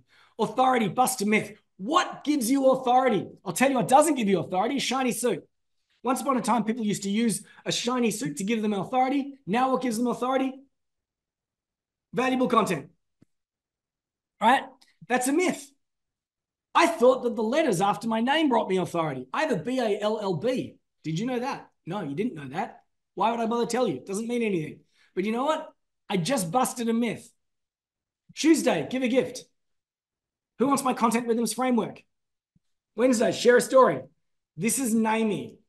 Naomi tells me a story about how she got a phone call from someone, a hot new prospect, and they invited her to visit her in their office. So she schlepped across town to the other side of town, right? Met a couple, husband and wife, in their house. That was their office. And it was a dump and it smelt bad. And they told her everything that they wanted her to do as a copywriter. And then they gave her the budget, and the budget was $500 to do this long list of things, right? So she schlepped across town, listened patiently, heard this long list. They told her the budget was $500. Do you know what Naomi did next? She took the work because she needed it. She didn't know better. I was giving content away. I now sell my content. I was giving meetings away. Now I charge for my meetings. And you know the rest. She doubled her rates and she doubled them again. There's a story. It could be a story about me. Thursday, reveal a tactic. Reveal a tactic. What would be a really great tactic that I've talked about today? Something around the topic of authority. I don't know, predictable leads matrix, pull versus pull. Pull versus push. That would be it's not really a tactic. I'd probably go deeper than that. Friday call to action. If you'd like to book a time with me, let's explore ways that we can boost your authority by booking your authority mapping session, because we turned it into a thing, rock and roll. Now, I can do that with leads. I could do that with this. I could do that with every single one. Sitting down and coming up with these ideas once I've got my themes is not so hard, and once I've got my rhythms. Monday, bust a myth. Tuesday, give a whiff gift. Wednesday, tell a story. Thursday, reveal a tactic. Friday, call to action. I can do it on TikTok. I can do it on Facebook. I can do it on LinkedIn. I can do it on all three and beyond. Karen wrote, I want the rhythm. Excellent. Very last chance, guys and gals, to participate and get the participation bonuses, because I want you to participate in a self-assessment exercise. And then I'm going to make you an offer. I'm going to invite you to get a little bit deeper into some of this stuff with me and the rest of my crew. All right. This is a self-assessment. Unless we have automation, hands-on versus low touch. And on the bottom, we have systems, talent versus methodologies. All right. Bottom left, we have always on Alan. This is always on Alan. Alan is always on. He doesn't use automation. He's very hands-on. And everything that he does for clients requires his creativity. What a legend. Always on Alan. Does he sound like a cool guy? All right. Then over the right here, and I've forgotten what the names I gave people. Here we go. All right, there we go. I'm going to call this like low retention Larissa. Low retention Larissa. I've got the name that I gave you. This is low retention Larissa. Low retention Larissa is everything that she does requires talent. Very talented person is Larissa, but she's low touch, maybe even zero touch, which means she barely spends any time with her customers and clients. Now, low retention Larissa, it's low touch and it's all based on talent. So the only way that people are getting results is through her, which means that she is low retention. People are constantly churning. Is Larissa a legend? Maybe in some people's eyes, because she's low touch, but she's got high retention. All right, this is Machine Mike. Mike is a machine. Mike does everything himself. Everything is hands-on. But he does have methodologies. He might have very little talent, but he's got methodologies. But he's hands-on. He's doing it all himself. This is often people when they franchise someone else's model. They've got the methodology, but they're all hands-on. That's Mike. All right, who we got? Who we got top right is Scale Sally. Scale Sally. Low touch, and Scale Sally can be low touch because she is not relying on her talent. She is relying on a methodology. All right, honesty time. Where are you in the matrix here? 1, 2, 3, 4. Are you always on Alan? Very hands-on with your client, got amazing talent. I actually think that most people on this call are going to be always on Alan. Are you low touch, Larissa? I doubt there's going to be very low touch where Larissa's are. These are the people that have got the talent and they haven't quite figured out how to scale yet. So none of their clients get much attention from them and they're constantly churning. Maybe, you've signed up more work than you could possibly handle. Machine Mike has got the methodologies, but is doing them all himself. And then we've got Scale Sally. I do see a lot of ones and a couple twos. And thanks for the yikes, Stephen. So here goes yikes. All right, yeah, you know what? We don't want to be down here. That's a really bad place to be. This is survivable, but this is where we want to be. But you know what? There's a fifth place. A fifth place where we have crushing it, Chris. Crushing it, Chris or Christina. Woo! It's the fifth option. And Chris can crush it. And do you know why Chris can crush it? Crushing it, Chris? Because Chris has the systems. Chris has the automation, but Chris also has this last one, which is community. And that's how we go from here to here. Systems, automation, plus do not forget, whoops. Wow, I don't know what you can see right now, but everything just went a bit weird for me. The magical power of community. Yeah. So I've given you all the participation bonuses I can give you. I've got one more bonus yet, and it's called our sticky bonus. The sticky bonus is what you get for sticking around to the very end. I've gone a little bit longer over the 90-minute mark, but it talks about the guts, but I also have a sticky bonus. Are you ready to ride the AI wave? A lot of things when we talk about content can now be produced by AI. Not everything, but a lot of them can. The content mapping you need to do on your own, but the creation itself, you can now use AI to shortcut a lot of the processes. This is a sticky bonus. You'll get this for sticking around. And this is something that we call prompt stitching for B2B marketers. There you go. So run through a lot of things that you can do. Here's the problem. You go, that was really great, James. Do you know what I'm going to do? I'm going to go out and I'm going to amplify my message using social media. But then suddenly you realize, that's not going to work because you've got to create the content first. And if you're going to create the content, you're probably going to need some sort of, evergreen methodology. And while you're putting together evergreen methodology, you start to realize that your offer is a bit stinky. And your offer is a bit stinky because maybe when people get on the call, you haven't done your objection handling. You haven't done your objection handling and you're over-relying on soft skills. So you get some training with soft skills. Then you begin to realize that objections are best handled in advance. So you should probably do some pre-sale stuff. And if you're going to do some pre-sale stuff, that's much better if you can automate it. It's automated much better if you've got systems. Systems are much better if you can package things up. If you're going to package things up, you're going to need an offer. And when you've got an offer, you can create things that are really good, which will allow you to amplify. But if you're amplifying, you're probably going to need the systems, which means you need to package things up, which means soft skills, which means you have to go here.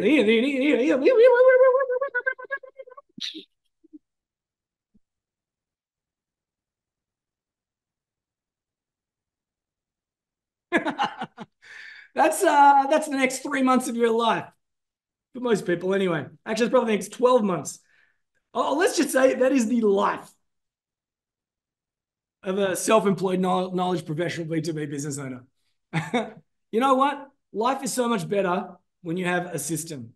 Systems equal sanity, when you can follow a formula and do what needs to get done in the most logical order, which is why I put together our B2B content accelerator. It's happening in February. It's a content creation accelerator. We are going to map and we are going to create, and we're going to do it over 3 days in early February. So that's in exactly 2 weeks. Would you like to build authority, get leads? Would you like to get more clients by building out a product ecosystem? Would you like to do what you need to do to start introducing this concept of legacy into your business? Do things better so that you can scale. Would you like to do that with me and a passionate posse of proactive B2B business owners? And would you like to do that while having a whole lot of fun? That's my offer to you guys and gals. 3 days in 2 weeks' time from now. We're going to all meet online via Zoom. It's going to be in the mornings if you're in Australia. It's going to be the afternoons or early evenings if you're in North America. If you can't attend live, the sessions will be recorded. But the most important thing is that we are going to get busy and we are going to do stuff. We are going to map and we are going to create, and you are going to do amazing things over a 3-day period that you may have not been able to achieve in months, in years. And as a result, missed out on months, years of opportunities in some cases. So what's the investment? Well, I'll tell you what. If we said that an hour of your time is worth $200, which I hope an hour of your time is worth more than $200, but if let's just talk about this idea of time, and we said an hour of your time is worth $200, and I was able to save you 2 hours a week from your business development activities, just 2 hours a week, because we were working together. We did things better, smarter. We did more of the right things. We did them better before moving on to the next new shiny thing. If I was able to take 2 hours a week, 2 hours a week is 8 hours a month. 8 hours a month, what's that times 12? Well, it's 2 days a month. 2 times 12 is 24 days. 2 hours a day is 24 days. That's a month of time. A month of time that I could save you, that most people are wasting right now. All right, guys and girls, I want you to be super honest with me. How much would you charge me if I wanted to hire you for a month? If I wanted to occupy your time for an entire month, what would the rate be? Someone give me a number. One month of your year, how much would you charge someone? For one month, 20K, says David. Do I have a 30K? Do I have a 40K? Thank you, David, for being honest, being upfront there. An hour of your time works out to be a month, 20K a month, 240K a year, $250,000, right? 40K says Tim. All right. 20K to 40K. That is called the cost of inaction. When you do things inefficiently, it's costing you money. It's costing you time. It's costing you money, right? You'd sell you'd sell a month of your time for 20K, 40K. Would you buy it for 20K, 40K? Most people wouldn't. All right, let's talk about clients. How much is a client worth? One client. How much is one client worth? Anyone want to give me an idea of how much a client worth is? Is it worth 2K? 4K? 6K? How much is a client worth? Right? In the first month, over 3 months, over the lifetime. How many clients are you missing out on again simply just because you're probably focused on the wrong stuff? You don't have other people to make you accountable, and you're jumping from one shiny object to the next. Is that real? Does that resonate? Why did I just make that disappear? I don't even know how I made that disappear. All right. So if I'm talking about selling the outcome, someone's written 100K. Thanks, Groovy. 45K, right? Whatever, in terms of how much a client is worth. 100K. Let's just say 10K. One client a month. 120K for the year. Right? So when I talk about not selling time, I talk about selling outcomes. What I've done right now is I've introduced something called the cost of inaction and then the ROI. So how much is the investment? Because in our world, we are either making you money and or saving you money. Now, when I sat down with John and I talked about the price, John immediately said $1,600. So that's how much we should charge. And the reason why, again, if I could just save you 2 hours a day, which works out to be 8 hours a week, and it's $200 an hour, in the first month, you've got ROI. If we could help you sign one client, just one new client, and if an average client is worth more than $2,000, we've helped you achieve ROI. What if we get you 10 clients? And I said, John, I like that idea. We are definitely selling outcomes, not time. We've talked about the COI and the ROI. That's really important. But you know what? I want to make this absolutely a high no-brainer. So I said, John boy, $400 flat. $400 flat USD. Everything that we do is in USD. So that you can spend 3 half days working on your business rather than in your business. Call it $130 a day. And we've also got some other amazing things packed up. Now, as I said, this is happening in 2 weeks, and we only do it once a year. If the sorts of things that we talked about today, stuff that you need to get on top of, authority, leads, signing clients, scale, and legacy, I want you to go to b2bschool.co/the prize. Indeed, I'm going to copy this into the, where is it? I'm going to copy this into, there we go, into the chatty chat right now. Boom, go there right now. I also have some rewards for the most proactive. Now, I've got the most proactive. The first reward for the proactive is that this is something that's only happening now. If you don't do it now and you don't do it with us now, and I believe that we are among the best in the world when it comes to streamlining, automating, accelerating the entire B2B client journey, you can do it with someone else in a couple of months or do it with someone else in the future, but you won't be able to do it with me until February next year if you don't do it now.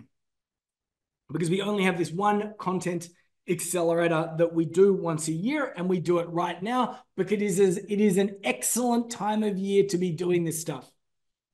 So I've called it the most proactive. So just by jumping in and joining us at this particular event, you're being very proactive. But I also have some for the most proactive. The first reward for the most proactive is I'm going to give you an hour of mapping time with John. How much is an hour of John time's worth? How much should this be worth? I'm going to take things up a notch. I said $200 is not going to get you very far. I believe that everyone should start with 1 hour as $1,000 as their benchmark. So whenever you're doing anything, you're going, is this worth $1,000? If it's not worth $1,000, pass it on to someone else. Automate, delegate, detonate. Now, when you start your business, you've got a lot of time, but you don't got not much money. But as the business grows, that's what we need to do. Now, anyone that's ever spent time with John, they will know that time with John is priceless. Is absolutely priceless. Paula, that mapping session was like nothing else I've ever done before. I spent $10,000 on a mastermind retreat. Then I spent 45 minutes on a call with you, and that was better. Isn't that cool? So if you want to do some one-on-one time, map your ecosystem, get focused, go a little bit deeper. Susan said, is this structured for LinkedIn? Of course. Content and LinkedIn go hand in glove. Indeed, when I talked about the predictable methods, one form of reactivation is reactivating your LinkedIn network. Rock and roll. But you know what? I'm actually going to give you a second bonus. And the second bonus is bonus training. It's called our 10x10 B2B lead strategy stack. Sometimes we call it 100 leads in 10 days because there's 10 strategies that you can execute over 10 days. And guess what, Susan? One of those strategies is LinkedIn. Woo! So once again, how much is this pack? Well, we've priced it differently at all sorts of different times. But you know what? How much is a client worth to you? More than $1,000? If you could apply these 10 strategies, just tick them off. 1, 2, 3, 4, 5, 6, 7, 8, 9, 10 over 10 days. Rock and roll. But what you will find is that just about every single different sales and marketing strategy is not going to work unless it's built from the right foundations. And the right foundations are things like having your own signature method, a B2B product ecosystem with your 4 products in a sequence, and then having a clear path or a method for what it is that you want to do. So if you do want to go onto LinkedIn and push onto LinkedIn, you're going to need some sort of content rhythm.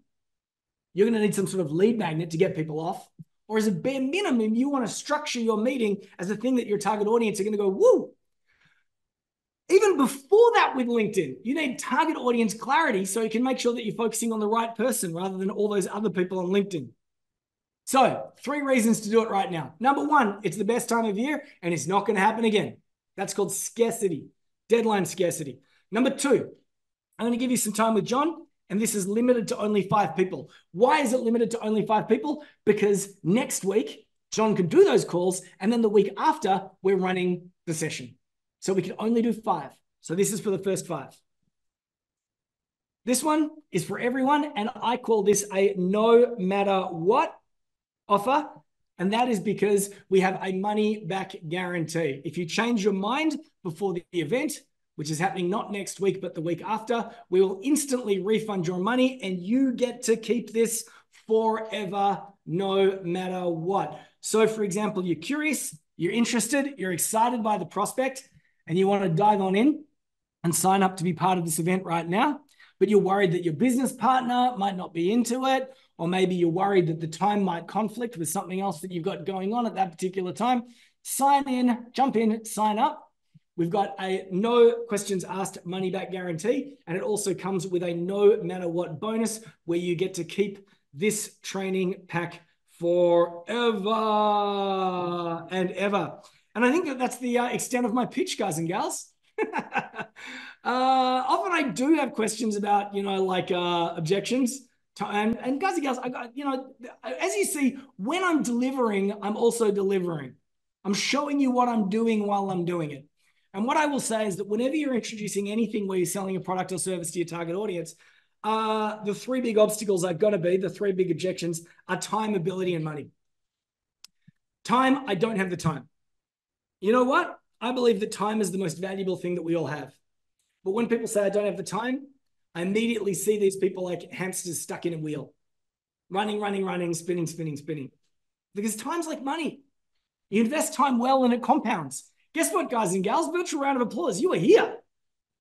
You are here right now. You're investing in yourself by investing a little bit of time in yourself. And hopefully now I'm going to help you avoid a bunch of big mistakes and give you something called decision clarity. Time is important. When people talk about ability, it's not, they don't have a lack of faith in your ability. They have a lack of faith in their own ability. This is part of your high no-brainer. I don't have the tech skills. I don't have the sales skills. I don't have the writing skills. To you, I say, phooey. Technology keeps getting easier. Sales is all about systems. Writing skills, we've now got ChatGPT for that. I'm not sure it's the right investment for me right now. That's a money question. Money question comes down to ROI or COI. Is it going to be good value for money? Well, only you can answer that. But I'll tell you what, it's a stepping stone. It's a stepping stone into our world and much, much bigger things at a price point that most B2B business owners should be willing and able to afford to invest in themselves. We're in the home stretch, guys and gals, and guess what? You have unlocked the sticky bonus. You've unlocked the sticky bonus. Woo! This is Marcus. I think Marcus was on the call a moment ago. Marcus says it was 3 years ago that I set myself the goal to do one of your programs. I even wrote it on my wall calendar. That year passed and I didn't follow through. The next year passed and I put it off again. This year I finally bit the bullet. It's now been just 6 weeks since I started and 2 amazing things have happened. I'm now working with clients who pay me a lot more, 7 times what I was charging. Most people don't have target audience clarity, and that causes all sorts of problems. And I've also secured double my usual projects. So he's charging more and he's got more clients. Someone to do the maths. I'm kicking myself that I didn't take action and just make it happen all those years ago. Last time I caught up with Marcus, I said, what's new? He said, I just bought myself a new Harley Davidson. That's not necessarily how I'd spend my money, but however, that is the freedom to do what it is that you want to do. But the reason that I highlight Marcus is he said it was 3 years ago. And I got to tell you, it breaks my heart a little. It breaks up my heart a little when I watch people just wasting days, weeks, months, missing out on years of opportunity in some cases. It's a funny thing, time. It's the most important thing that we have, and most of us fritter it away like it's nothing. So guys and girls, I've got one more exercise before we wind up. One more exercise before we wind up. This is something called the Arc of Effectiveness. It's not the Arc of the Covenant. It's the Arc of Effectiveness. We've got to the end of a call, and Chelsea's just said to hosts and panelists, I'm just launching digitally. What would you say is absolute step one? Target audience clarity. That's step one. But you attend something like this and your enthusiasm goes way up. And I hope your enthusiasm is high. Yeah, I'm going to do this. Signature method, product ecosystem. I'm going to focus on the things that I can do more of, and then I'm going to make them better. Right? And when your enthusiasm goes up, your effectiveness goes up. Things go well for you. Along the bottom, we've got time and skills. These travel alongside each other. Over time, your skills improve. Now, this is how people begin. Enthusiasm goes up, time goes by, skills go up, effectiveness goes up. Woohoo! This is great. I'm getting outcomes. I'm feeling enthusiastic. My skills are going up, time's going by, and then I plateau a little bit. And then I get a little bit bored. And I get a little bit bored, my enthusiasm wanes, my effectiveness goes down, and my skills go down. What's really sad is that for most people, the breakthrough is about here. That's the point where they start to break through, where they start to get the results, where all their effort starts to pay dividends. At that particular point, just at that moment where they lose enthusiasm and they lose effectiveness. Now, I know that there's a bunch of people on this call and you're thinking about content, maybe thinking about social media in particular, and you're thinking, yeah, that's me. I started a blog. I started to get busy on TikTok. I started to do, I decided to start a group on Facebook, and you look at it and you go, that's me. And you might feel a little bit sad. Now I'm going to show you now I'm going to show you the real pain, the real heartache. It doesn't actually really look like this. It actually really looks more like, how do I do this? My screen's gone a little bit tiny there. That's okay. It looks more like this. Most people give up there, but you know what? Where you want to be, I don't know, this is James Tuckerman famous. This is Alex Hormozi famous. This is Gary Vee famous. And I got to say, most people barely if ever scratch the surface of what is even possible for them because they give up so soon down here. And that's one of the reasons why we do what it is that we do and how we do the things that we do. People are into our world and it looks something like this. Focus, outcomes. And of course, the middle is time. Let's say that's 3 months, 12 months, whatever it is that you want to be. You have focus and you get outcomes. Then you lose focus and you don't get outcomes. You get focused, you lose outcomes, you go like that. And there are times in the year where it's exciting. Everything's working out for you. It's really, really awesome. And there are times in the year where you don't have a freaking clue what you should be doing and you've got no direction because you do not have decision clarity. What I want to see for you is something that looks more like that. Sure, in the beginning, a little bit confusion, and then you just get busy. You get busy, you are focused, and you are delivering outcomes for yourself, for your business, for your family, for the people that you love, and it's exciting times. All right, we've hit the 2-hour mark, guys and gals. That's my last little exercise for today. I want to say thank you. I want to say thank you to our B2B Blazers and our B2B Momentum Clubbers.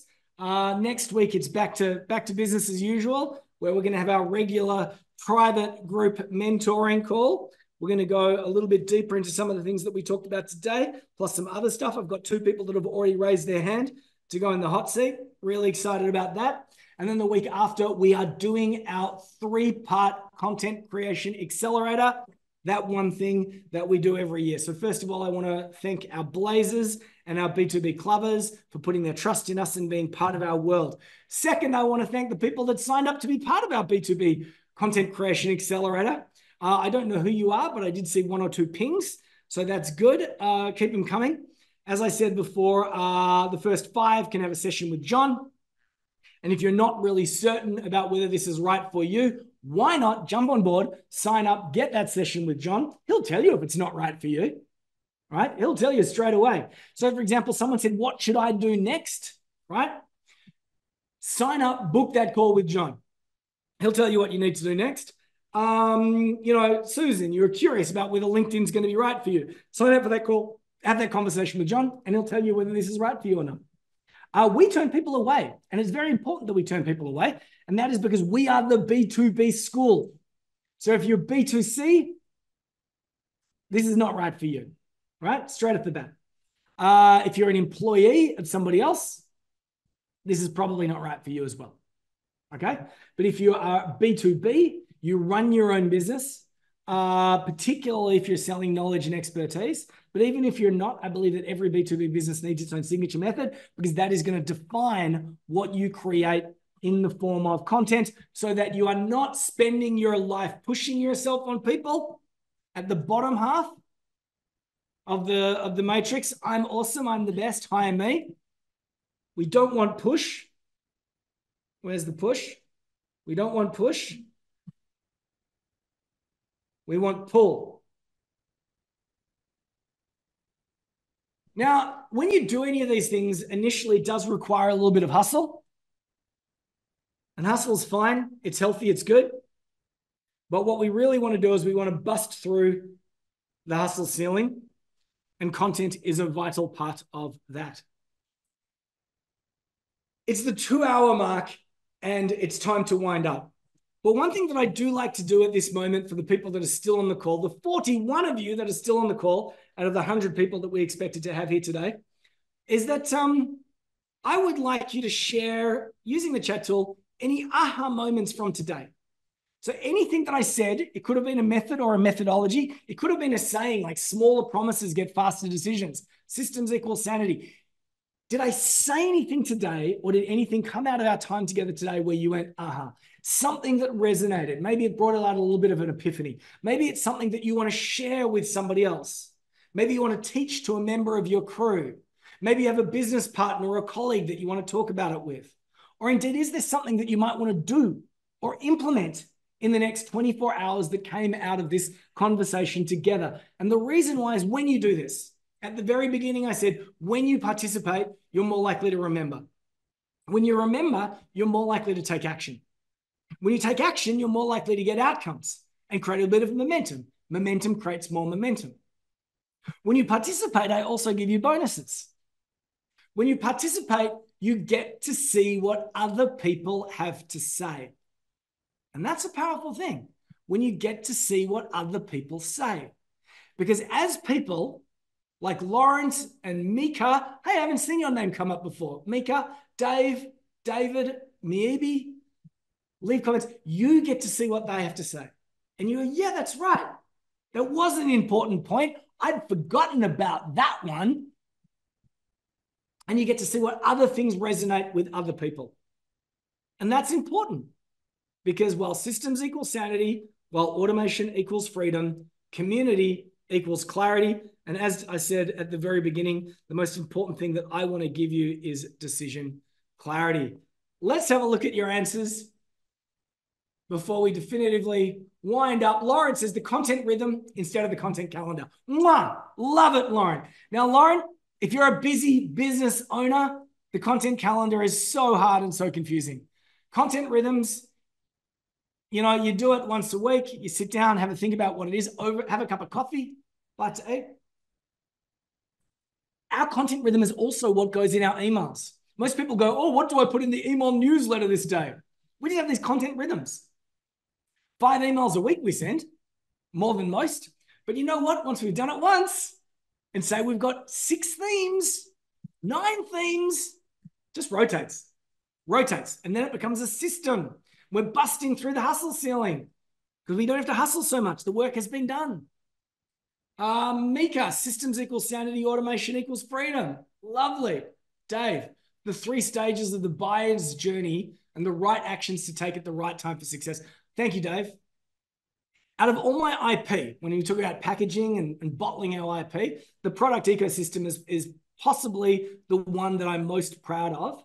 I've seen all sorts of different versions of Ascension Ladders and other things, but for the B2B space, ours it just works.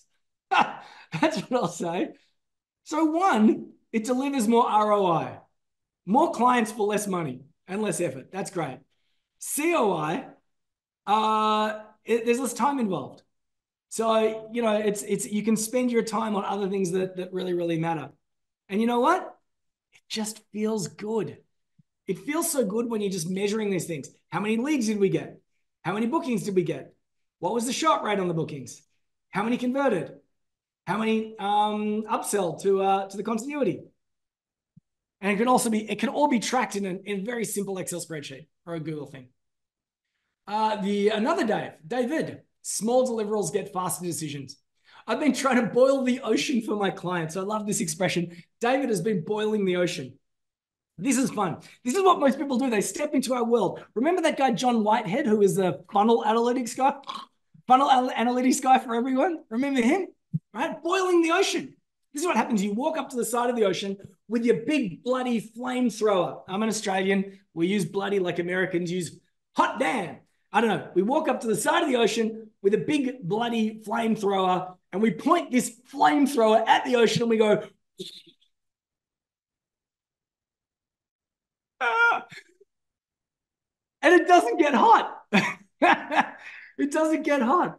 But you know what? You can walk up to the edge of the ocean with your little billy can, your saucepan, your pot, put it over, your little campfire there, and it will be bubbling in no time. We say smaller promises get faster decisions. It's the same with the audience as well, too. Same with the audience, too. Maybe loves our initials. When you step into our world, people, it can be a little bit confusing. I had a guy, Peter Wesley, one of our B2B clubbers the other day, say, it's a bit of a learning curve. You should create what are they called? A bibliography, a glossary. And we are. Thank you, Peter. Great advice. MRR is not ours. Monthly recurring revenue. That's in the SaaS industry. High no-brainer. High no-brainer is ours. Appointment with purpose, that's ours. Susan, the structure differences in income levels. Thank you, Susan. This is one of the reasons why we invite people to sit down and have a conversation with us. And this is also why social media as your source of strategy information is so dangerous. Because you're sitting on social media and you're going, what should I do? And someone's saying you should need to do this. And someone's saying you need to do that. And someone's saying you need to do this. If you're doing 5 figures or you want to get to a consistent 10, 20, 30K a month, it's really, really simple. If you want to get to that consistent stuff, there are 3 things that you need, right? I'm going to do 3 circles again. You will need a frictionless offer. That there actually comes out of the signature method. A frictionless offer would be your high no-brainer. A lot of people don't have a frictionless offer. They don't have a clear target audience and they don't have a frictionless offer, which makes it very difficult to get to consistent 5-figure months. So number 1, you need the offer. The other thing that you need is you need that predictable lead flow. In particular, at that level, you need door openers. And a lot of the things that you need to do to get to the 5K a month will be in the hustle zone. So for example, reactivation, network reactivation is super powerful, super important. It allows you to test your offer with a bunch of friendlies. Once you're able to do that, you can push up and out of the hustle zone and you can start to do social media stuff to friends at scale. That's what I'll be doing. The third piece is deliverability, and the key word that I'm going to use is onboarding. Most people have a really crummy onboarding process. The onboarding process is we start working together.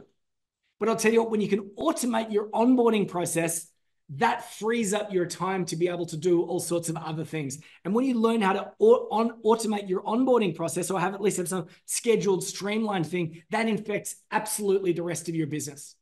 So what's crazy, if you can focus on these three things, you can actually pull together an offer that can be communicated as easily as on a Google Doc, a frictionless offer on a Google Doc, or shoot a Loom video, which means you can connect with someone on social media, send them the Google Doc.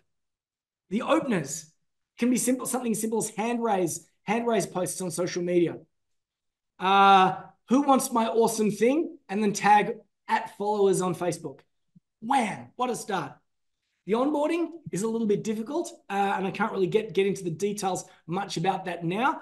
But the core thing is you want to get your customers and clients to a place called first win as quickly as possible in as little as 6 weeks, preferably in ways that are automated. And of course, that ties back to your offer because these things happen in circles and circuits. The content piece is universal. The content piece is universal because even if you are at the point where you're doing 6-figure months, right? Or 6-figure MRR, the same content bundles and methodologies still apply. I hope that was useful for you, Susan. Someone's banging on my door. I can't take it, guys, whoever's at the side of the door. All right. Andre said the high no-brainer product ecosystem. Lauren, can you please clarify the meaning of acronyms RO and 3POs? Where did you find that? Where did you find 3POs? 3POs. Wow. Now, Lauren, tell me, how much is a client worth to you in the first month? Where did you see 3POs? Is that in one of these slides? I don't think I even talked about 3POs today. I'm not talking about Star Wars. 3POs. In one of the slides. You're super observant, dude. Are you a dude or a dudette? I don't know. Super observant, my friend. 3POs, 3-part offers. All right. If you have an offer, how much is a client worth in the first month, Lauren? If you have an offer and I say, here is my offer, I'm actually giving the prospect 2 options. The 2 options are you ready? Yes or no? One offer creates 2 options. Yes or no? All right. What if I have 2 packages? I wonder if I can duplicate this. Is there a button I can press it and it'll duplicate it? That'd be cool if I could duplicate this. It's a duplicate button. Copy. Paste. Wow, that's cool. All right, I didn't know I could do that. All right. If I have 2 offers, it's not yes or no. What is it? It's an either or dynamic. It's do you want option 1 or option 2? This is a part of our frictionless offers training. So if you want a high no-brainer, we go in with 3 POs, not 1 offer, not 2, 3-part offers.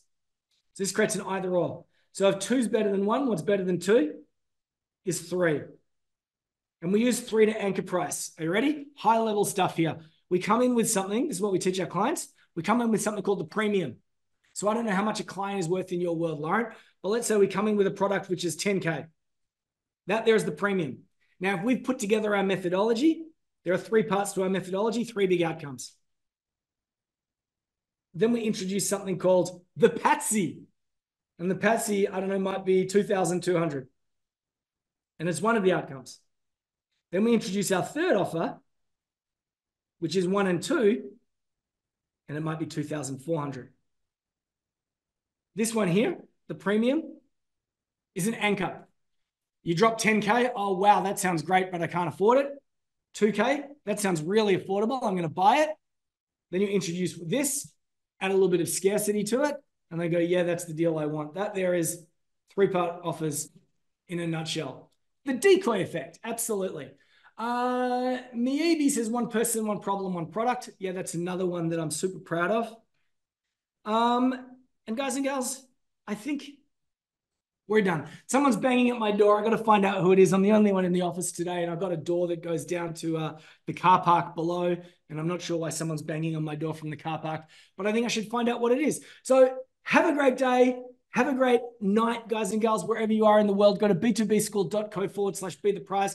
Do not dilly-dally. Make it happen. And I'll see you on the flip side. All right. Have a great day. Have a great night. Bye again. Bye from me. Bye from my crew. And bye for now.